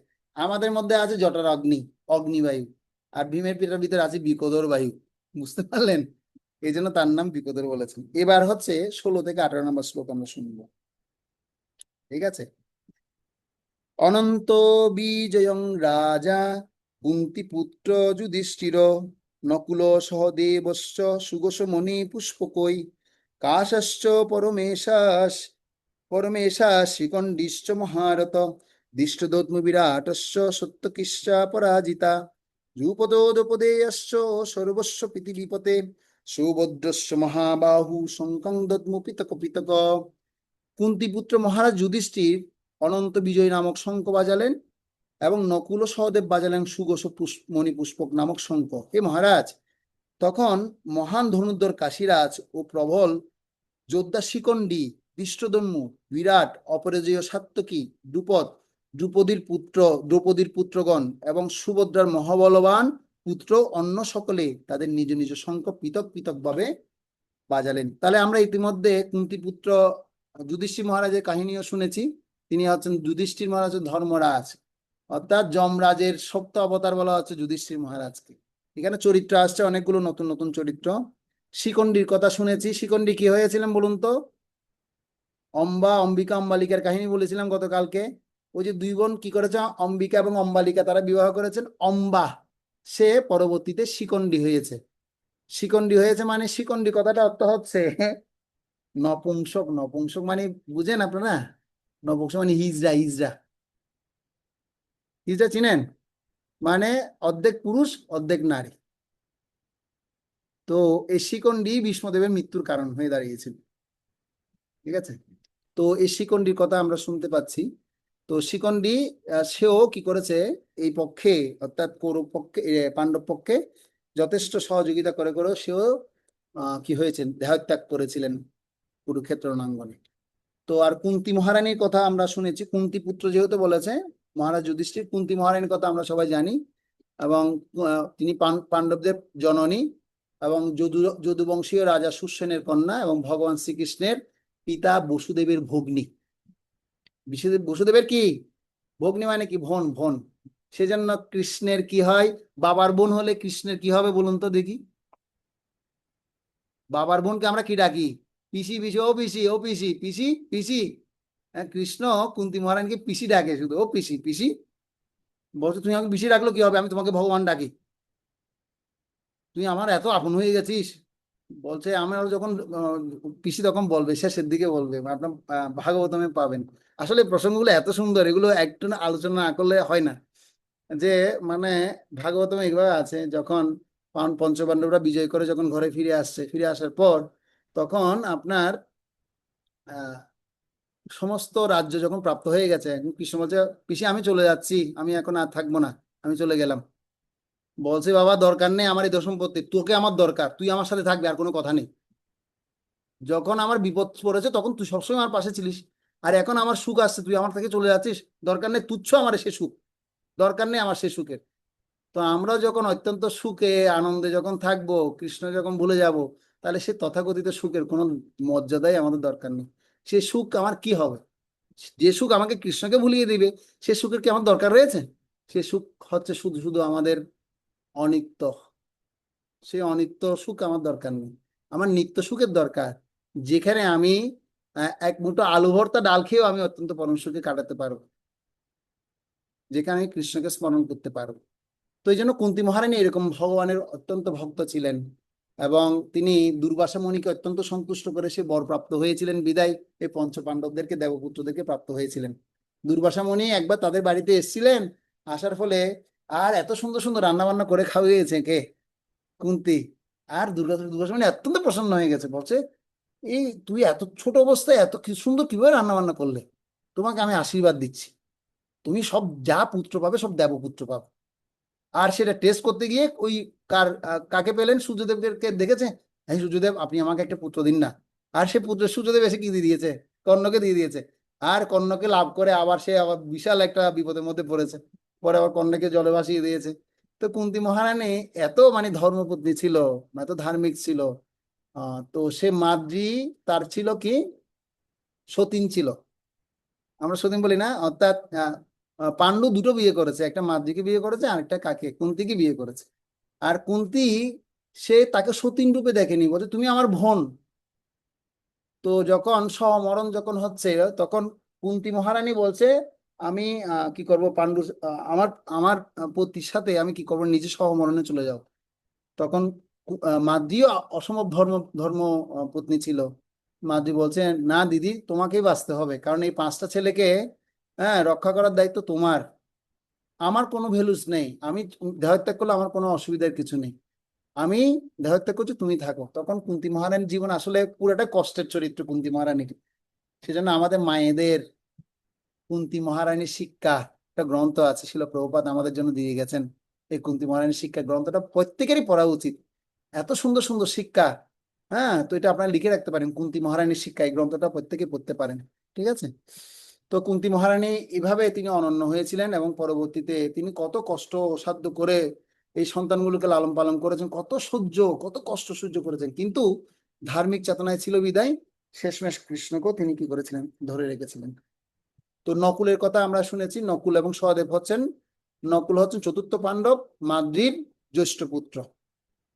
অর্থাৎ আমরা দেখতে পাই নকুলেরও কিন্তু স্পেশাল যোগ্যতা ছিল এবং সহদেবের কথা আপনারা জানেন, একজন ছিলেন জ্যোতিষী, আরেকজন ছিল অত্যন্ত সুন্দর, যে দেখতো কামদেব পর্যন্ত মানে কি সহদেবের সৌন্দর্য মুগ্ধ হয়ে গেছেন। আর একজন ছিল জ্যোতিষী, মানে নকুল ছিল জ্যোতিষী, সে মানে ভবিষ্যৎ জেনে দিতে পারতো, তার মধ্যে এই ক্ষমতা ছিল। তো যুদ্ধ হওয়ার আগে আগে জেনে গিয়েছিল যে তারা জয়লাভ করবে, কিন্তু জয়লাভ হলেও সে অত বেশি সেটা কি করেনি, প্রকাশ করেনি, যেহেতু জ্যোতিষী ছিল তো ওই জন্য। তো আরো মানে অনেক যোগ্যতার কথা তাদের বলা হচ্ছে, সেটা আমরা দেখেছি। এবং এই পঞ্চ পাণ্ডবদের অর্থাৎ পুত্রদের কথা বলা হয়েছে। তো সেই পুত্রদের বিবরণ আমরা গতকালকে শুনেছি না? সেই 5 পুত্রের নাম শুনেছিলাম না, মনে আছে? বলেছিলাম সেই 5 পুত্রের কথা বলেছি। তো সেই 5 পুত্রের বর্ণনা আমি আর পড়ছি না, আমি আসলে চেয়েছিলাম আজকে 20 পর্যন্ত আমরা পড়বো। তো আজকে 9টা 19 হয়ে গেছে, আজকে আর পড়বো না, আগামীকালকে তো হবে না, আগামী সপ্তাহে হোক, আগামী সপ্তাহে শনিবারে সবাই যথাসময়ে উপস্থিত হবেন। আসলে আমাদের এই প্রথম অধ্যায়টা এইভাবে কাহিনী বর্ণনা করতে করতে যাবে, এর পরে আসবে আমাদের পরের প্রসঙ্গ আসবে, অর্থাৎ আমাদের যে সমস্ত শিক্ষাগুলো আমাদের জীবনের জন্য খুব বেশি দরকার।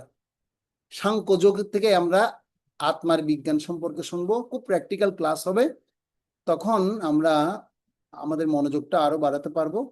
এবং যাদের এই কাহিনী ভালো লাগে তাদের শুনতে ভালো লাগছে, আর আমি অত ভালো উপস্থাপন করতে পারি না বিধায় আমি পারছি না আপনাদের হৃদয়ে এই সমস্ত বিষয় শিক্ষাগুলো দিতে। তো আমি তারপরেও আরো অনুশীলন করব, আরো প্র্যাকটিস করব আপনাদেরকে আরো ভালো মতো বিষয়টা জানানোর জন্য। ধন্যবাদ সকলকে। হরে কৃষ্ণ কৃষ্ণ কৃষ্ণ হরে হরে, হরে রাম রাম রাম হরে হরে। নকুল হচ্ছে অত্যন্ত সুদর্শন পুরুষ, আর সহদেব হচ্ছেন জ্যোতিষী।